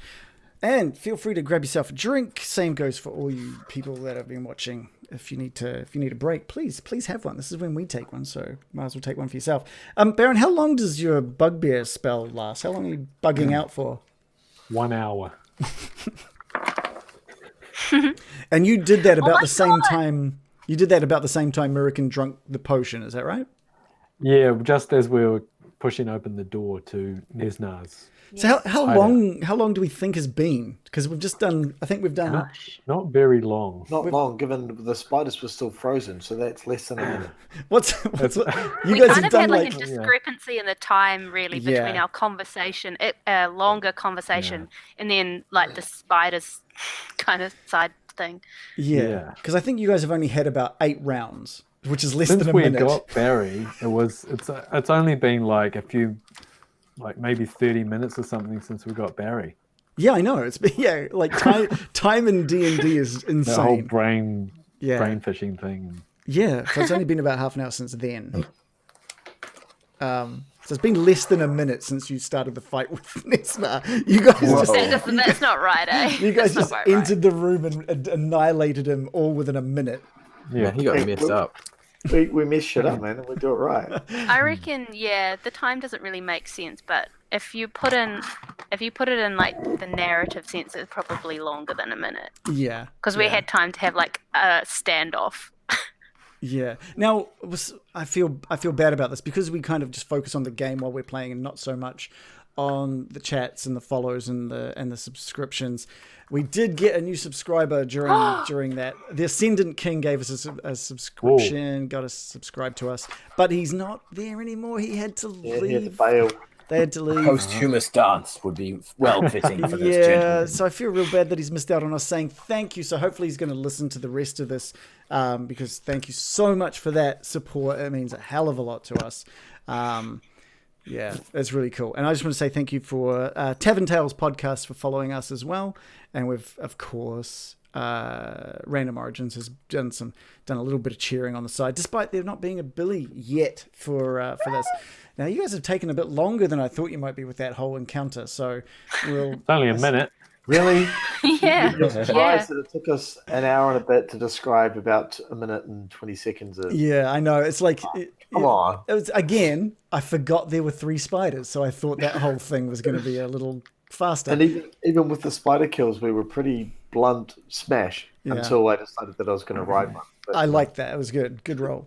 No Mac and Cheese as well has also given us a follow, so thank you so much for that. We've had a lot of chat. I just want to say, Garman Dude is saying that he's been waiting since like 8 o'clock, I think, for a phone call from a real estate guy about a house they put an offer in. So good luck. Good luck on that, Garman Dude. Careful, he's not a doppelganger. Yeah. I've got 2 things I need to say. Please. 1, I forgot to roll an extra d6 because when I leveled up to 5, I get an extra d6 for my Thorn Whip. Oh. Also, the little green booger guy. He's so good. Booger. Yeah. I love him. That was with help from Desmarius, so thank you so much. Oh, really? For your donation to Amazing. help I was wondering if create- it was because he was create boogers. awesome. Yeah. Yeah, it was I pretty good. refuse to. I hope that either we meet again peacefully or that we never have to raise a weapon against him. Because that would break my heart, little Yeah, I didn't know booger. what to do with him. I was like, okay. He's I like also- the carp of bugbears. Yeah. I do like that, like I said last week, Shannon, that you basically wrote canon that a startled Bugbear says "crikey dick dingoes." So I had to bring that back for a little boogus. Amazing. I was trying to think of Australian things to say. You know, like I used to hear you wouldn't read about it. No, yeah, Sort of yeah. a labourer type thing. So you just added every cliched shock statement you could find, and I like bang. that. Yeah. Yeah. Awesome. Yeah. Fair, Garman has said fair crack of the whip. There's another one. Oh, Fair crack of the whip. Fair suck of the sav. chuck another sev on the Barbie, mate. Yeah. Fair suck of the Savoy. I wonder what the Americans who are watching thinks of that saying. Fair suck of the Savoy. I don't know if they know what a sav is. I don't really understand that one at all. No. So, It's Nor like have I eating a heard sausage. much. Eating like a. Yeah, haven't it? It's Yeah, like, but what's the... it's the whole point of just like chucking a sausage in your mouth and like. Well, everyone gets suck on it. Yeah, it's like, It's all very amusing. Like if you're really poor. It's not like that's your dinner, just sucking, just to get one Yeah. suck on the Savoy. That's and pass it to someone else. Is it Not much because I'm Yeah, going to right. Google it. I'm Googling it. is it because like Dark. Savaloys have that kind of skin around them, and that you could God. just suck the meat right out of that skin? Okay. You could. Wait, I was thinking you suck it, and then you just put So- it back in the fridge, and then the next day you do the same. Yeah. Well, you don't want to use it all at once. No, you just Yeah, want to so suck a one- little bit out, and then it would just Wait, have this leave it weird, like floppy skin at the end. They are so weird when you put them in the microwave. What? A Savaloy in the microwave? Yeah, they just split, right? I thought, yeah, true. You can make those little octopuses out of them. Seen that? I have not. can I just seen it. contribute That what sounds Google amazing. has to say? Someone says in the 1970s in Sydney, we used to say fair suck of the sav, or fair suck of the sausage, or even better, fair suck of the Siberian sandshoe, Okay. Oh, that one's really What? different. That's from almost the others. Cockney, right? Yeah. or fair suck of the sauce bottle. I mean, if you got to get sauce out, sure. Siberian Okay. sanctuary. I think it's talking about alcohol. Siberia's frozen, isn't it? Oh, yeah, it's like sav. Does it mean no? Because they said also sausage, so it's not like. What does Why, that even yeah. mean? I guess if you had to wear a sandshoe in And you frozen tundra, suck on it. Just what does this even mean? It's like if you're Is there no really, meaning? if you're out in Australians the are desert, inscrutable. if you're in the middle of the Australian desert and you're thirsty and you just can't get water anywhere, you just chuck a Savoy in your mouth, give it a fair suck, good to go. Is that that's an old trick? Is it? It's an old. It's an old adventurer's tip. It's actually hundreds of years old. It's an old Aboriginal trick. Yeah. In the ancient Savaloys. Yeah. Okay, so what I think it is basically like, I can't believe that. It's kind of like you can't believe someone's taking more than their fair share of the sausage you're meant to be sharing. Well, don't share sausages. Yeah. Well, apparently you do. It's a. But you're saying he's had a fair Australian suck slang. on it. But it's incredulity, as in you got to be kidding me. Yeah. So here's the. I've gone to the dictionary here. Man 1 says pie and sauce, thanks, mate. Man 2 says that'll be $7. And then man 1 says fair suck of the Sav. Like $7. Maybe he's like, There's there's a bargain. Fair suck of the old Sav. Impromptu Right. anthropology hour with getting dicey. Yeah. Wellington prices. Expensive. $7. All right, I reckon we get back into it. Yeah. We'll get to the bottom of this mystery. Yeah. I mean, it's a great conversation. Whoa. Hold on. What? Whoa. Is this going to work? Fair suck of the Sav. That's Wiktionary. No. Thanks, Wiktionary. Thanks, Thank Wiktionary. you. This episode has been brought to you by Savaloy. Doesn't quite work. In Not Wiktionary. Not Wiktionary.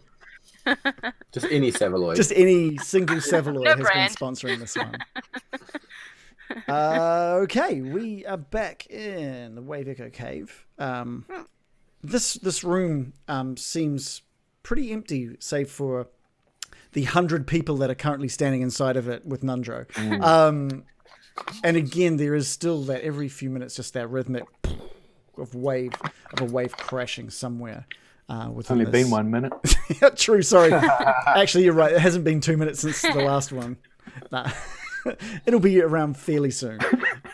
And everyone's trying to get a fair suck of the squirrel to get their hit points back. Oh, yeah. Fair suck of the squirrel. I believe. How much do I get back? 1d6 Well, okay. Oh, just 1d6? per 6 seconds. This is per 6 seconds. So we can do what we did last time. This is up to you guys. Okay. You can either just take a few minutes and we can all get you all back to full health.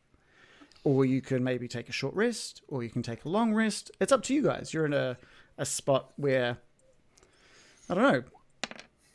Yeah, that's true. Yeah, it's kind of up to you guys what you do now. Here's what Bill's doing. He's having a fair suck of the squares. And then he's going to go and check Nesna's body still there, and B, doesn't have any kind of stuff on him that might be dangerous, like bringing him back to life or anything like that. We've met enough necromancers. That's what I'm going to be doing. Okay. We'll say that you walk out and just take in that room again. You have got 4 dead spiders and a dead dark elf in this room. There's a lot of makeshift bedding around the room, and there's a giant dwarven statue. It's showing looks like a dwarven god of mining, sitting there with a legendary hammer across its side, bright jewels in its eyes. You walk over to Nesna and you just give him a little kick, just to confirm there's no movement, and you roll him over, and there's just nothing in his eyes anymore, and he's very pale.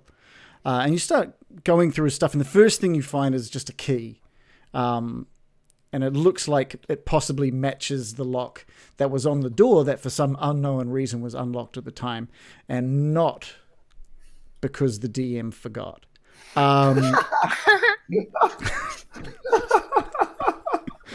Not at all because of that. Like the double doors. What's that, sorry? The big double doors down here. Sure, we'll say that, and not the prisoner room. Sure. Oh! Otherwise, we'd never get in it. Yeah. what else is there? There's you find a potion of healing tucked away inside his armor, and obviously there is of course that spider stuff that is kicked up against the wall to the north from here. There's nothing really else on him, and the rest of what's in this room looks to be just makeshift bedding. There's not really much. Let's have a look.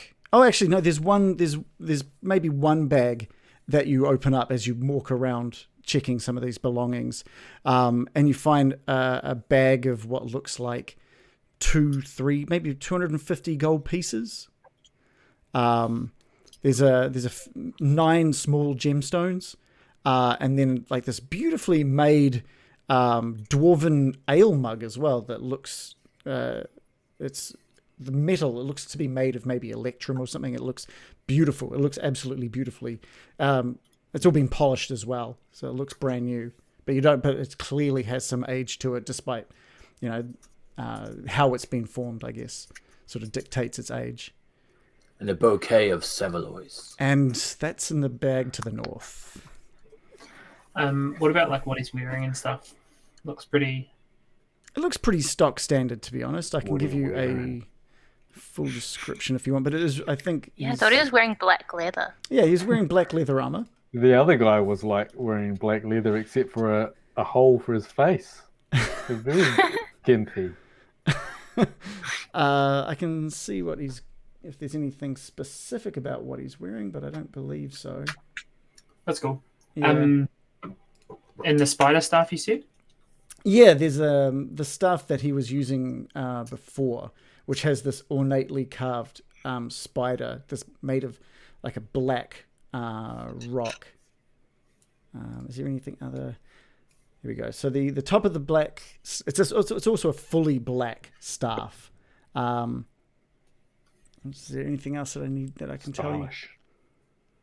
Yeah, all I can really tell you is how it looks. I'm not going to tell you about its function at this point. But obviously you've seen it do some pretty amazing things. Have we? I mean, Yeah. What did it? He turned himself invisible. He created a big sphere of darkness in the room. And it commands. emanated from the staff. Yeah. Right. The dwarven statue, I guess. Oh yeah. So can you run that by us again? So do we believe it to be a god of some kind, or just The way that it's been depicted, it looks dwarven in shape and stature, but there's something.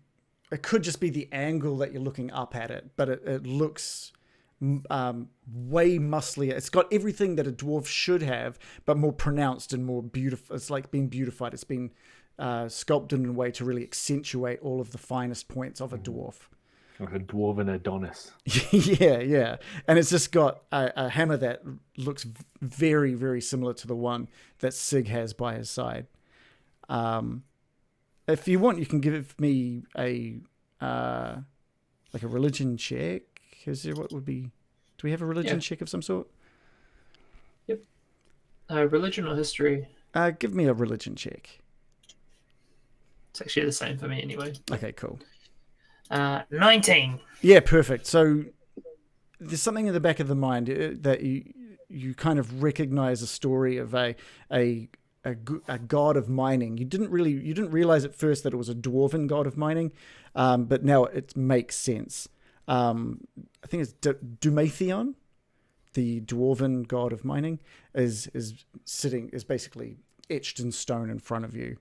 It seems to have emerald eyes. It's beautifully carved, but in place of its eyes are these beautifully shiny emeralds. All right. Well,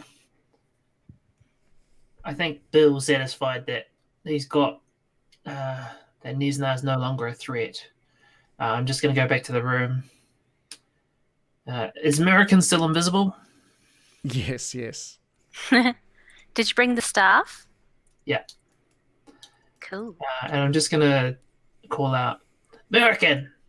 I'm over here!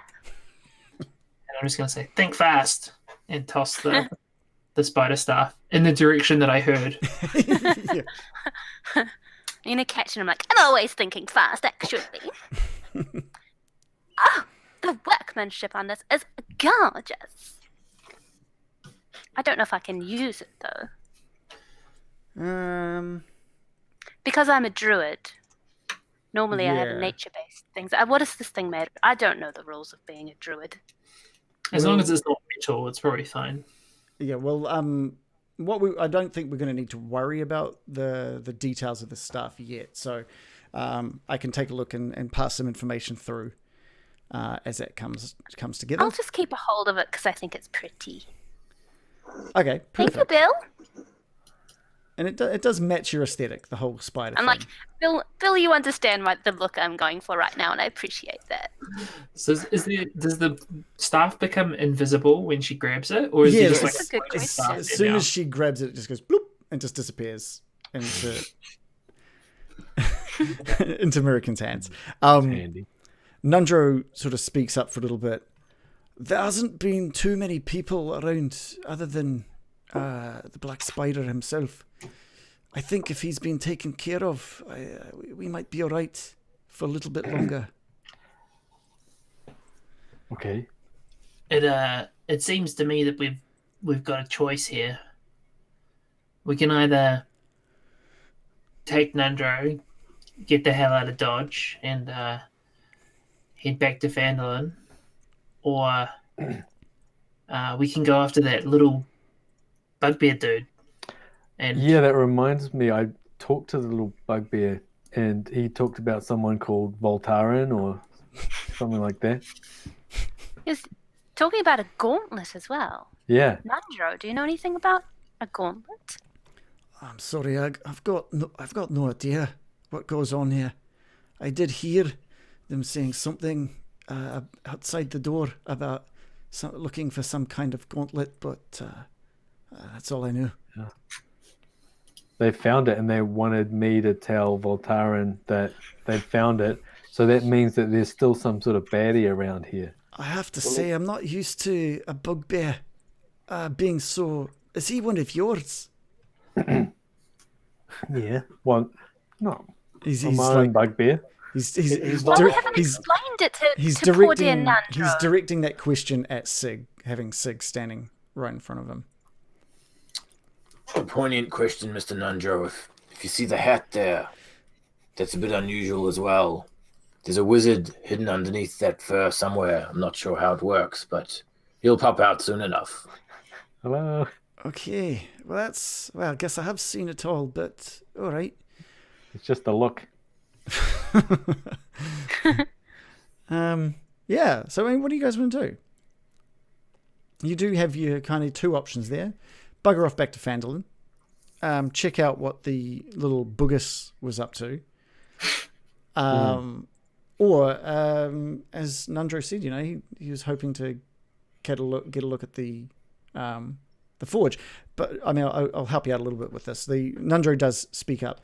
Look, I understand it's pretty dangerous in here. If you don't think it's safe, I'm happy to do whatever. I'm useless by myself as it is, so wherever you go, I'll follow. And I'm sure we can bring some people up here, clear the mines out, see if we can get this mine back on track. That was the plan all along. Bring some prosperity back to Phandelver. You raise a good point, Mr. Nandro. And I imagine with what we've found in this mine so far, we could hire some men and really clear this mine out in a permanent fashion, rather than, you know, taking a week per room, perhaps. Sig thinks that sounds great. perhaps we should head back to Phandelver as a thumbs up, and then perhaps we continue on for that mystery gauntlet as a thumbs down. What do you guys all think in a democratal thumb fashion? I would like to clear it out, but it just depends if we can fast forward things, because I agree, a week is a long time. Yeah, I mean, it's up to you guys as now out of character as players. I think if you guys want to clear the place out, I think that would take the characters a while, and there would be numerous risks if there are things remaining in here. Because obviously Nesna couldn't make it through, so there are probably still things around that could damage you. There is the whole thing of a recurring flame skull that might pop up. So we can either speed through and we can do a bunch of dice rolls to see who lives. I think as a character, American would say, like, mission accomplished, we've found Nandro, let's not risk his life. Chasing after a gauntlet, we have no reason to... I'm not concerned about the gauntlet, just this other dark elf, who I think, Voltaren, whatever he is. I think it's safe to say that if the option that you guys take is to head back to Phandelver and with the idea of sending forces in to clear it out now that Nesna is dead, that there will be something in it for you as well. There is, the planning to take over. There will be a plan put in place for the mine. I would like to escort Nandro out at the soonest possible minute. Okay. I will He's escort got American. PTSD, the poor man. Can we see the map again? The map that Jangus drew for you? Yeah. Yeah, let's take another look. Bill just reaches into his Let's pouch show and off to pulls Nandro. out. Well, I look reckon at this. Nandro will be dead impressed. Yeah. All right, Unless so they you should gauntlet. see the map now. Okay, so we were where it says us, and then now we're where the spider is, I think. Pretty much. So we could go and scout that forge where that flaming skull thing is, and maybe make our way back out that way if there's no flaming skull. You also said you wanted to see the forge, right? Right, Nandro? I mean, I don't want to put you guys into any hardship. If you guys think it's safe, then that's great. If it's not, then we leave. I'm sure we can crack the door open. We actually haven't been the other safe way, so we don't know if that's safe at all. And if we are going to go the way we came in, it's past the forge. But the only problem is that we also have to go through the possibly through that fungus room that fucked me up. And so, Well, at least we know that it's there now. I can potentially gust it out of the way before it's a problem. yeah. And we do know that Bugbear kind of minced off down south. He was pretty cute for a bugbear. And Jangus did seem to think that was the safest way out, minus, as he'd put it, just a couple of those jelly cubes. Mr. Loris, what do you think? I'm thinking I was quite keen on hunting out when I heard the gauntlet. I'm like, oh yeah, the gauntlet sounds great. I don't care what it is, it's treasure. But seeing we're going to issue a crew to come in and clean this place out, they'll probably find the gauntlet and bring it back. So let's just take Nandro home and work from there. I'm happy with this plan. Yeah. Kind of what we came How's to do, right? everyone feeling? Does Fulfills. anyone need a rest? Sildar's I doing don't- okay. yeah. So do we get a thumbs up from everyone if we're all happy to tactically retreat with Nandro? Yes. Send in a bunch of dudes to clear it out later. Gloves up. Put your thumb right inside your mouth, Darren, so we can see it. Hey. And not in my mouth, just in front of it. Well, Perfect. okay. Fair suck of the Savaloy. All right, let's do it. And I bet which way Barry are we put going? his Via thumb the in his forge? mouth. Yeah, are you going via the guys? forge or via Yeah. I can't remember his name, but Smigma's south route.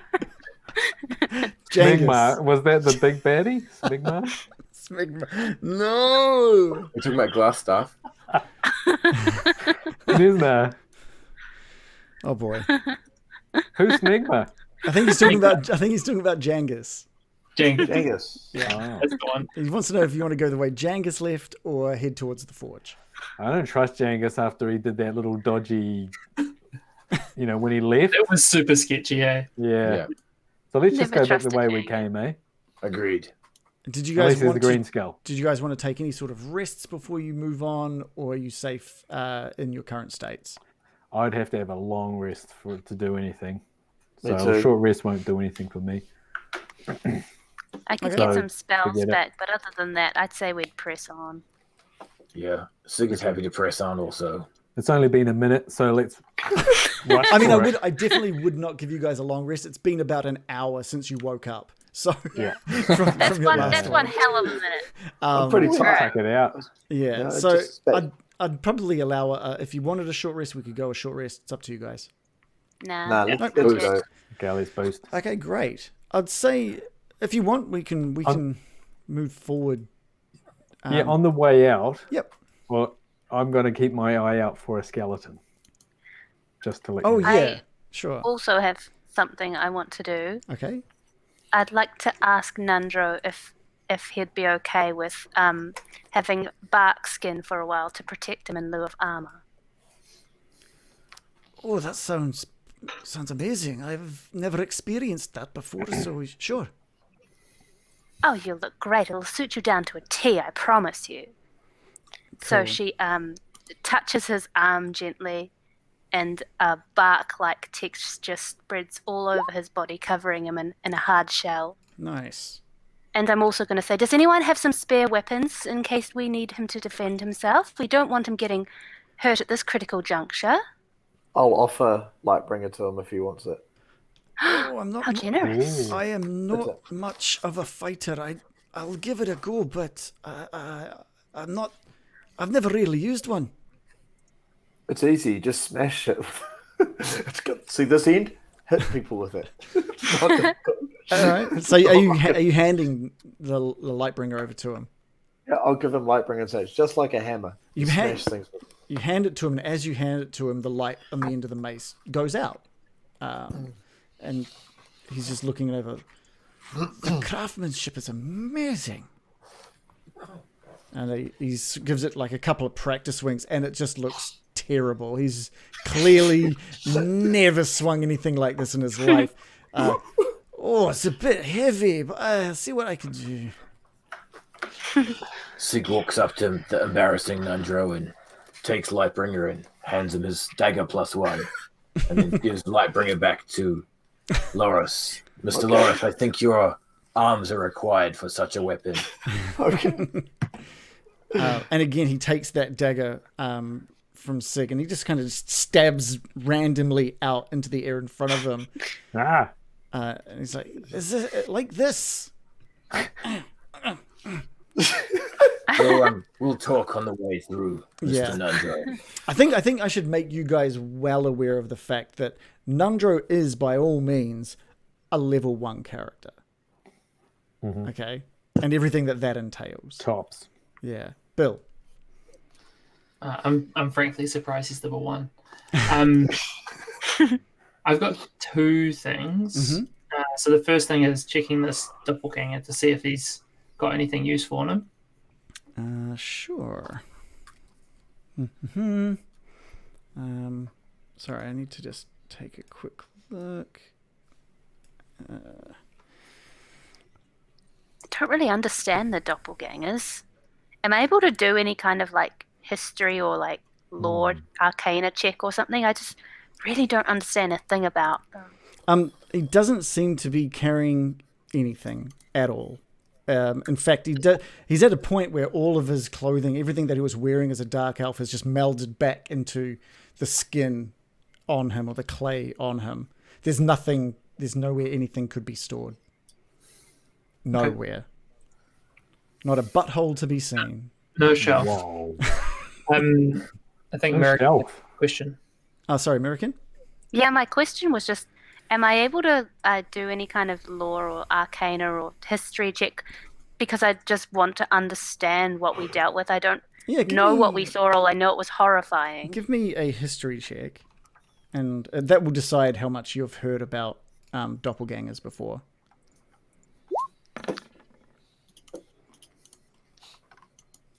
It's a 12. Yeah, I mean, you haven't heard too much about them. I'm trying to actually... what do we got here? I mean, you know the obvious. This is something that you know that they shape change. That's obviously quite apparent for you. And you know that they read minds. And that's all been demonstrated in front of you today. But there's not much more you know about where these characters originate from or how they're formed. They're quite a mystery to American. I did an autopsy on the last one. And it was just clay. They are unknowable. So strange. I rolled the one. All right, so if you guys are happy to make your way back the way you came, Bill? I was just going to... just as we're kind of walking out. Nandro, can you tell me anything about this visage here, this god? I mean, I've heard I think it's the dwarven god of mining or something, but can you tell me more? What more is there to tell? He gives every dwarf the power and the fortitude to be able to mine like no one has ever mined before. It's what we dwarves do. Was there something else I needed to... He's like the god of dwarves then. Well, the god of dwarven mining. He gives us the strength when we're at our last breaths deep within a mine with no energy left to swing a pickaxe. We close our eyes and we pray. And he gives us that strength to carry on. Is he a miner god or... He's a miner god. Is this all I feel like this is I some kind swear of to God. pun. I'm just trying to work out how major or minor he is. That's all. I don't know if... I think for dwarves... I don't know. What kind of information are you trying to get out? Like what is it? What is... All right. Okay. Sorry. So, are we ready to leave, or are there more puns to make before we? I'm ready to stop wasting time in this silly little room. Yeah. Is that god a child? Okay, let's go. Does anyone have any more puns to get out of their system? For children, by children. Yeah, it all makes sense. It all comes back to that. I think we'll make our way south out of the double doors at the south of Nesna's room. And you guys slowly make your way quietly through the corridors back to where the Bugbear onslaught took place. So let's make sure everyone... Onslaught. Wish I could control Barry. Oh god, I have to control him as well. Maybe I can control Oh god. Maybe I can Well, you can delete my healing spirit. That's over and done with. Surely I can... Oh, character settings, gross. Never mind. Just leave Don't him there. worry It's about fine. I'll just leave him there, that's okay. Who cares about Barry? No, we're bringing Barry along. Yeah. So you were looking out for some skeletons. And there's a couple of dead bodies left in this room from the bugbears. And you know that through this door to the east, there is the big forge, and the wheel attached to it.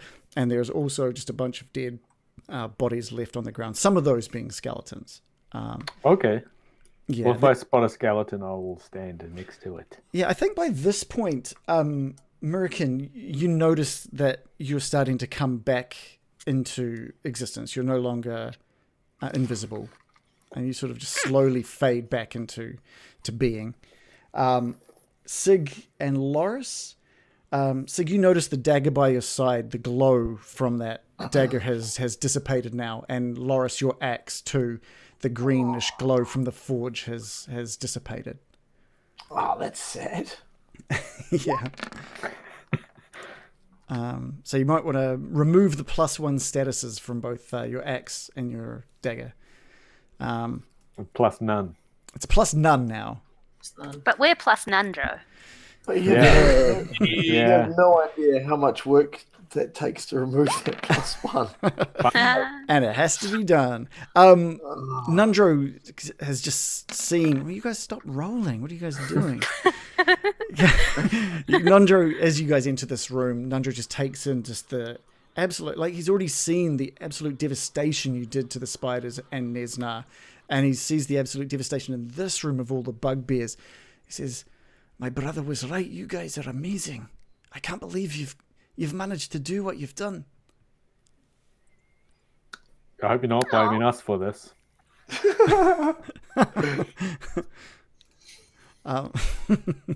Was this See the flaming skull. the what?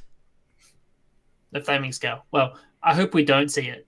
But And you're just taking me somewhere where there's something you hope you don't see. well, you want We to have to be Check for quick. it. All right. So if you guys want to continue through into this area, you're welcome to. Yep. I would like to creak the door open Mm. and peek round to see if there's any like glowing green light that's kind of just on an orbit. Yeah. You open that door and there's just pitch black. I mean, you can still see with your dark vision, but there's nothing, no movement, just dead zombies, skeletons, orc warriors. There's no movement, no light. Can I stand next to a decent skeleton? Yeah, by all means, let's all move you. I've got my eyes out for a good-looking skeleton. You know, like a well put together skeleton that, not like that one in that closet. So That you just skeleton. so you guys make your way well into the room. I'd say, Okay. with the light from, I assume, Sig's torch, or the Indeed. light from Lightbringer in Loris's hands. Mm. Yeah. So this room is fairly well lit now. And yeah, so Baron, you take a few moments to you're just I don't know. I think it's a little confusing to those around you that you're just walking around all these skeletons, just taking in their size, their shape, their damage, to see if you can find the most intact skeleton in the room. Yeah. Can you give me a D20? Okay, that always goes well. Actually, give me a D100. Oh, okay. Oh. There he goes. Oh, 37. The best that there is in here is something that is missing ribs. Its lower jaw is gone. What? The best thing you can find is The best skeleton in the whole place. Oh, Well, they've been in here for 100 years. There's been people just walking through here having fights with zombies, crushing things beneath their feet. There have been bugbears that have come in here and fought. can I just quickly assemble, like grab a jawbone from one and then Sure. stick it onto this one? And Yeah. Skull from maybe. the flaming skull. Oh, yeah, that's a good idea. Is No, it- actually, Another puzzle. it's is not this- a good idea, actually. I'm not going to get the flaming skull because it was not a nice guy. Yeah, I don't know if that would Okay. be a good idea. Like, let's just say you take a good 10 minutes to assemble this skeleton. Okay. Yeah. Okay. Yep. I'll do that. Okay. And I'm going to just say, just give me a minute. Everyone, sorry about this. I'm just going to animate dead.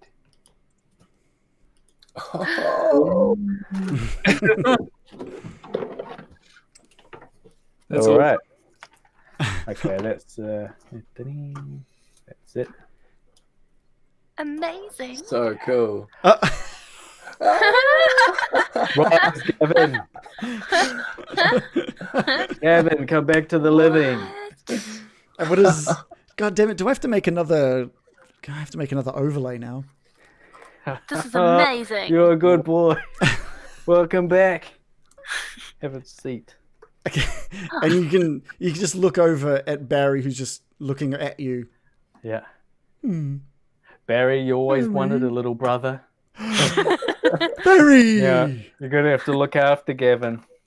Gavin. He's just new. And just Gavin animates to its feet, and its jaw doesn't look like it's connected too well. It's just kind of No. a little loose in his. There we go. There we go. But he looks around the room and he looks at everybody within the room. Looks over at Barry, takes in Nandro and the forge and all of the dead bodies laying at its feet, and it just starts going and is bringing in so much joy of all the death and carnage at its feet. Yes, Gavin. Gavin's a little bit more jittery, I think, than Barry, and he's got a sword. Okay. He's got a sword. You've sworded him. Okay, well, I don't have a token. Maybe I do have a token for him, because I'd love to have something else that I have to drag around. We got quite an entourage. There we go. Brian feels my pain of having multiple things to move now. Can I give that? I don't know if I can give you access to moving that around. I'll have to figure that out. You'll give him access to every skeleton. Yeah. I don't want to do that. Okay. Are you done with this room? Yeah, I am. Everyone else? I'm interested in what Nandro has to say about the Great Forge. Yeah, he's been eyeing up that forge the entire time, and it is as beautiful as every description that's come before it. But where is the flame? I thought there was this section for the crafting of the weapons, and then the flame for imbuing the power. Forward, Mr. Nandro, and you'll see the nozzle just up ahead. Separate nozzle room. Great. Okay. Makes sense. And are we continuing? Aye. All right. Okay.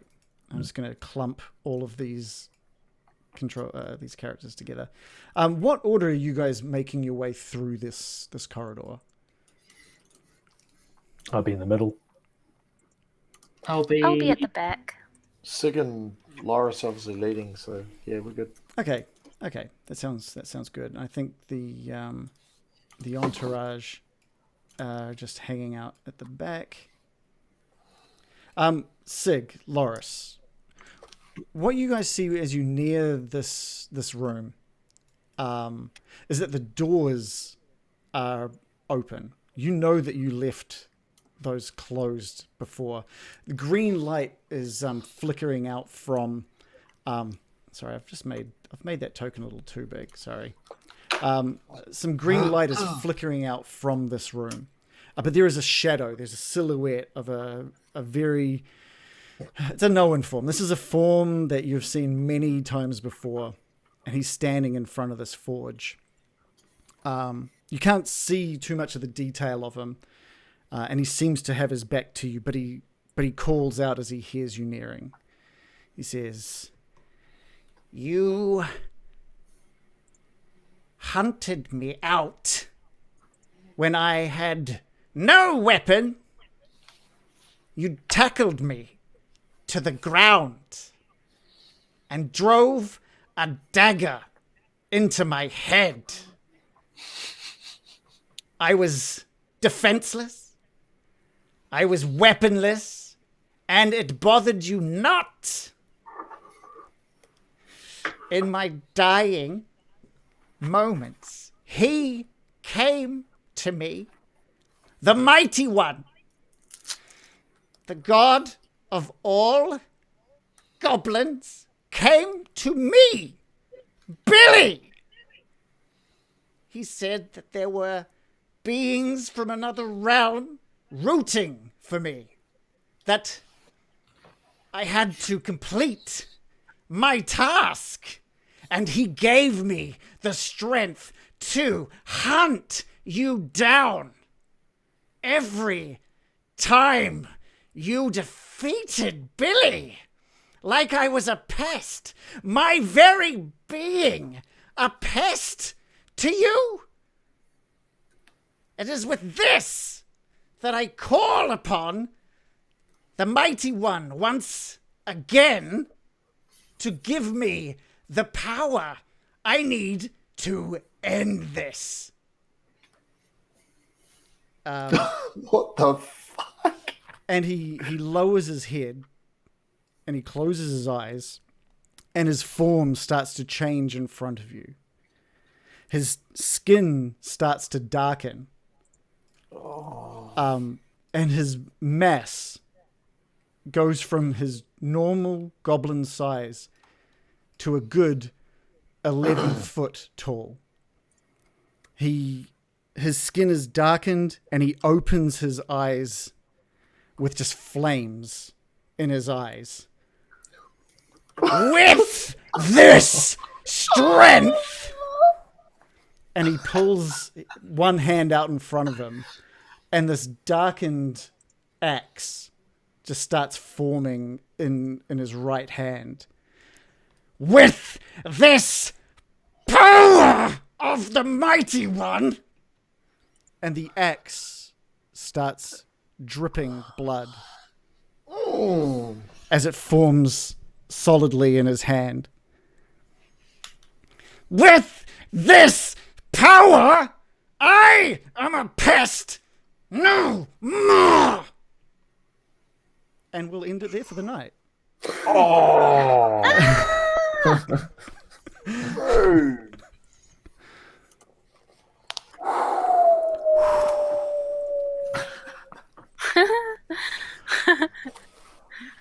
Just want to say, had we not let Nandro just drive us to go see the forge, we could have left Billy there thinking about this forever and being a pest to himself.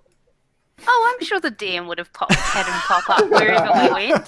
Don't worry about that. Don't worry, you guys He have wouldn't got be like, Gavin. oh, well, guess you don't see Billy. You won't wrap that one up. You've got Oh, you wow, guys. that was like amazing. You've got Billy in his ultimate form. That's Whoa. Ultimate Billy. I even had the name of I forgot the name of the entity that brought him back. I had full on lore ready to go. Ding Dongius. Guilt Trippius, was it? Bill Gore. Yeah. Cool. You guys got Dude. Nandro And Gavin. Now. And Gavin. and Gavin and Barry. He's quite a jolly addition. Yeah. I feel like our page is Jittery. really picked up. We're doing like more than one room. Yeah. Progressing the story. Yeah. I'd say next session is probably, I think, due to time constraints and stuff as well, since we only do have Bill for possibly 1 or 2 more sessions. I do want to get this wrapped up. So I think next week is either going to just be a TPK. We'll just kill you all. It's fine. Yay, we found Nandro. Yay, we killed Nizna. Bash, bash, what you got? Yeah. You're like, Nandro was the only one that survived. Yeah. Like you guys turn around and Nandro was gone. He's out. I mean, that's fair. Both him and Sildars are just like, nope. If Sildar doesn't help us in this, then he loses all credibility. Like you'll notice, even Morris called him a good guy in the spider fight. So Yeah. he doesn't want to lose that. Yeah. I'm really glad you guys actually decided to make your way out. I was so worried that we weren't going to get to Billy in time, but it couldn't have been better timed, I think. That was awesome. Loved Ultimate Billy, man. Yeah. Intense. Yeah, well, He's the real final boss. Yeah. He's our real nemesis, you know. That's what I was thinking. it's like I was this is the character you guys have a connection with, and he's got a connection with you. The Like, this is- connection. I love that he referred to himself as a pest. No, he said that. Never mind. Okay. He was judging us. Yeah. Yeah. I do feel he is a guilty, pest. though. He's like all of our murder hoboness come back to haunt us, basically. That's what he is. That's what he I represents. don't recall. Karma. Sid, did you attack him without a weapon? Did those horses commit suicide by themselves? No. Remember, I was Well, like, save Billy! He didn't have No, a don't single. hurt him, Sig! And then Sig's like, hang on, let me just kill him real quick. And I He was like, didn't have "Oh, I any weapons on him, so he didn't kill any horses.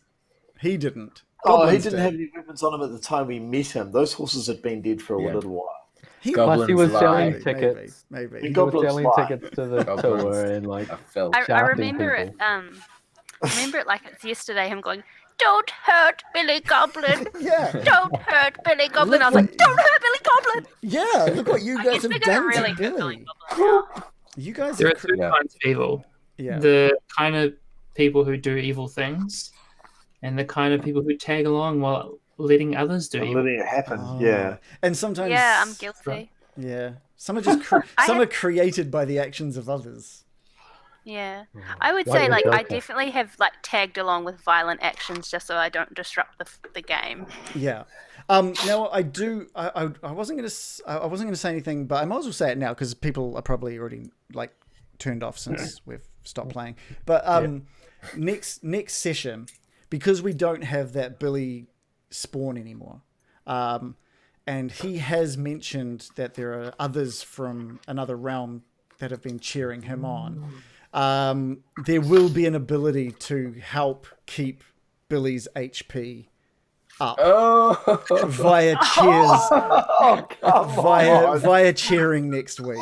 Oh, Random's gonna spend a truckload of money to kill us. Amazing. Just save your cash.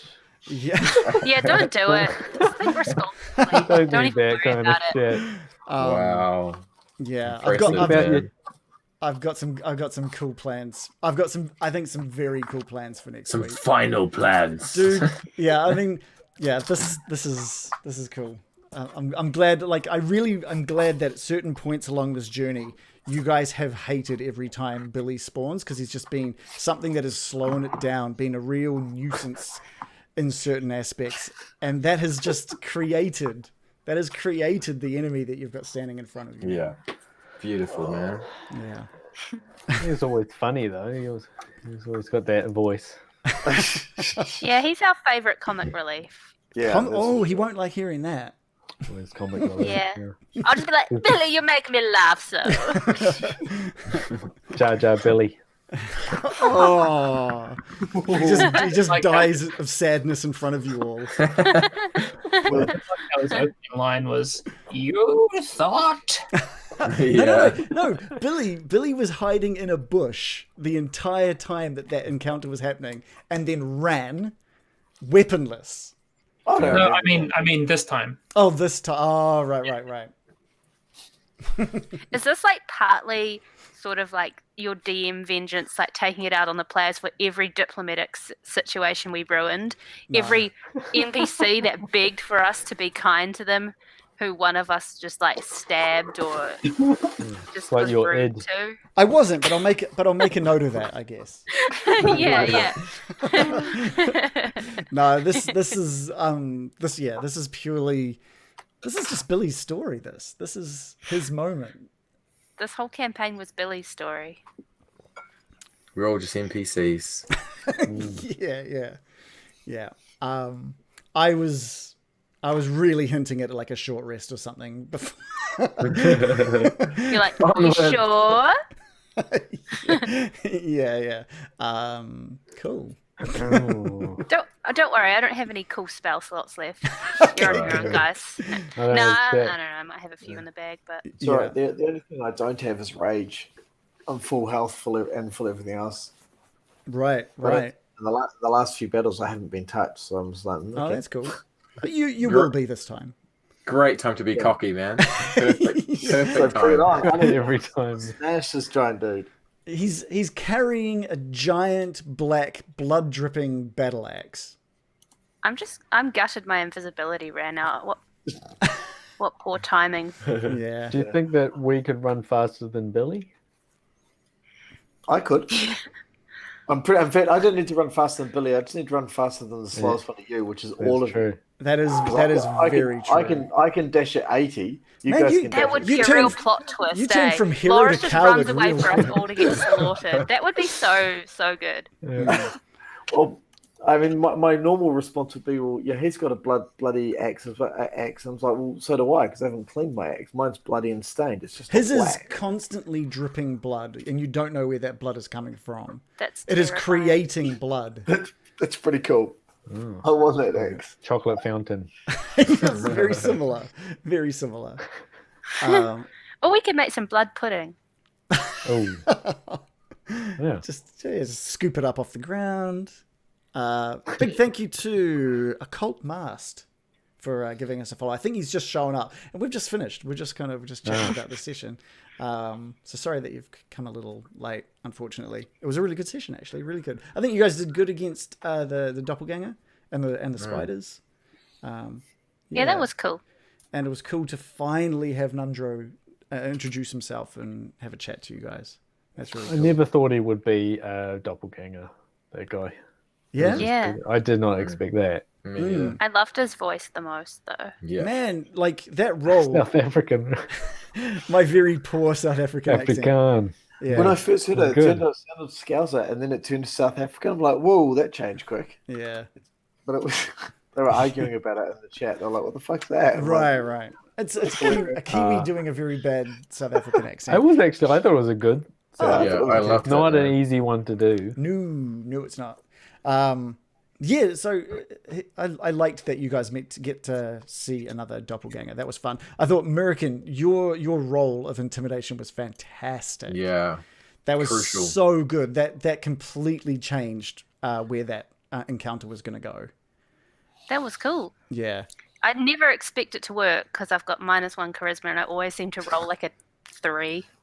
No, it was so vital to changing. Like the idea that this mind reading being could just see all of this past in your mind of everything. So yeah, That was really done. That was a really good interpretation of what I was trying to express, like an animalistic rage yeah, of like protecting an innocent. yeah. It was really cool. We just got another follow, Kalan Darklaw. Thank you for following us as well. I might as well say that if you're watching and you have watched and you're not following us, definitely give us a follow because we're awesome and we're going to be here next week at the same time to do the same thing. Although it could be the last for this campaign. We are very much nearing the end of this, which is kind of sad. Before, though. Yeah, we've got hard time limits to deal with, unfortunately. Yeah. Yeah. Gavin, do you want to give yourself a demo? You're pretty amazing, little Gavin. Little Gavin. I think I would leave Gavin's voice up to Reagan. I think that I really like that line.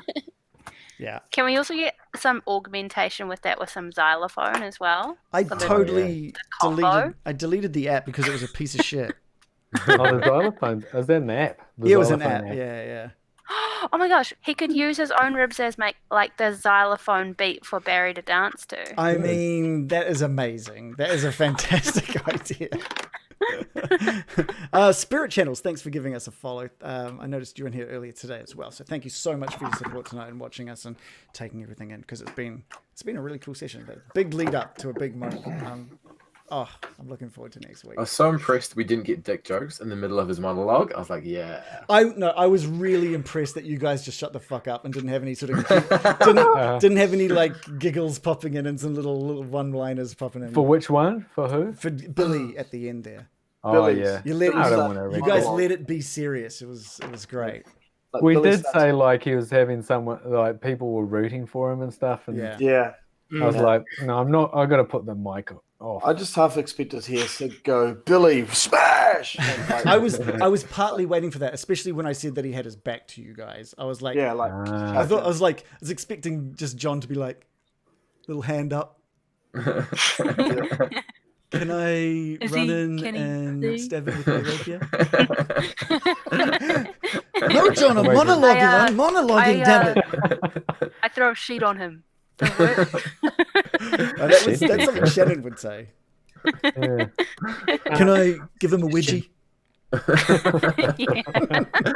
that Barry. Barry. Just dry right all over him. That'd be great. Yeah. It was like I love the tie-in to the cheers. Like I thought that was so cool. Oh, right. Oh, yes. yeah. That was really Creatures cool. from another realm cheering for, Oh, yeah. for you. I didn't That even was- really think of it that way. I wanted it to Yeah. be subtle enough to work with the idea of just like the underworld cheering him on. Yeah. The Twitch underworld. Yeah, I honestly, originally, my original idea for Billy was that there was going to be a goblin necromancer called Twitch. Because it seems like a nice little goblin name. clever. Yeah. Um, Nice. But I just I didn't want to introduce another character and then have you guys find this character somewhere in this cave and deal with him, and then you don't really fight Billy, you fight him. And I just thought, no, we'll do something cool with Billy himself and his bargain with the underworld to come back and kill you guys. Yeah. And we'll see that next week. And you guys, yeah, you guys will see you next week. If you guys do want to continue supporting us because you guys love supporting us, follow us, subscribe to us, check us out on YouTube to check all of our previous episodes, and you can subscribe to us on there. In fact, just subscribe to us on YouTube because we need those numbers to go up because it's kind of embarrassing only having 59. So just keep bumping our numbers up. If you want to really show, even we have painfully a lot of views on our videos in regards to time watched, but not many subscribers. So make us feel nice and warm by doing that. Follow the link under there. But if you want to support us in different ways, you can get a characters shirt, like all of the crew lined up side by side, created by the amazing Joe. That one down there, who plays American. We've also got the Billy shirt if you want to support Billy in his mission to wipe out the team. Oh, look, there it is. Oh, there we go, the Billy Billy shirt. represents. Yes, with Billy all along. Yes, he has been just as much a character of this story as everyone else. But we will be back same time next week to see what happens with Billy. The final showdown, guys. This is it. This is it. So thank you guys for watching. Thank you guys for playing because tonight was awesome. And next week is going to be you don't want to miss next week. That's going to be amazing. And yeah, so we'll see you all next week. Thanks so much for watching. See ya. Bye-bye.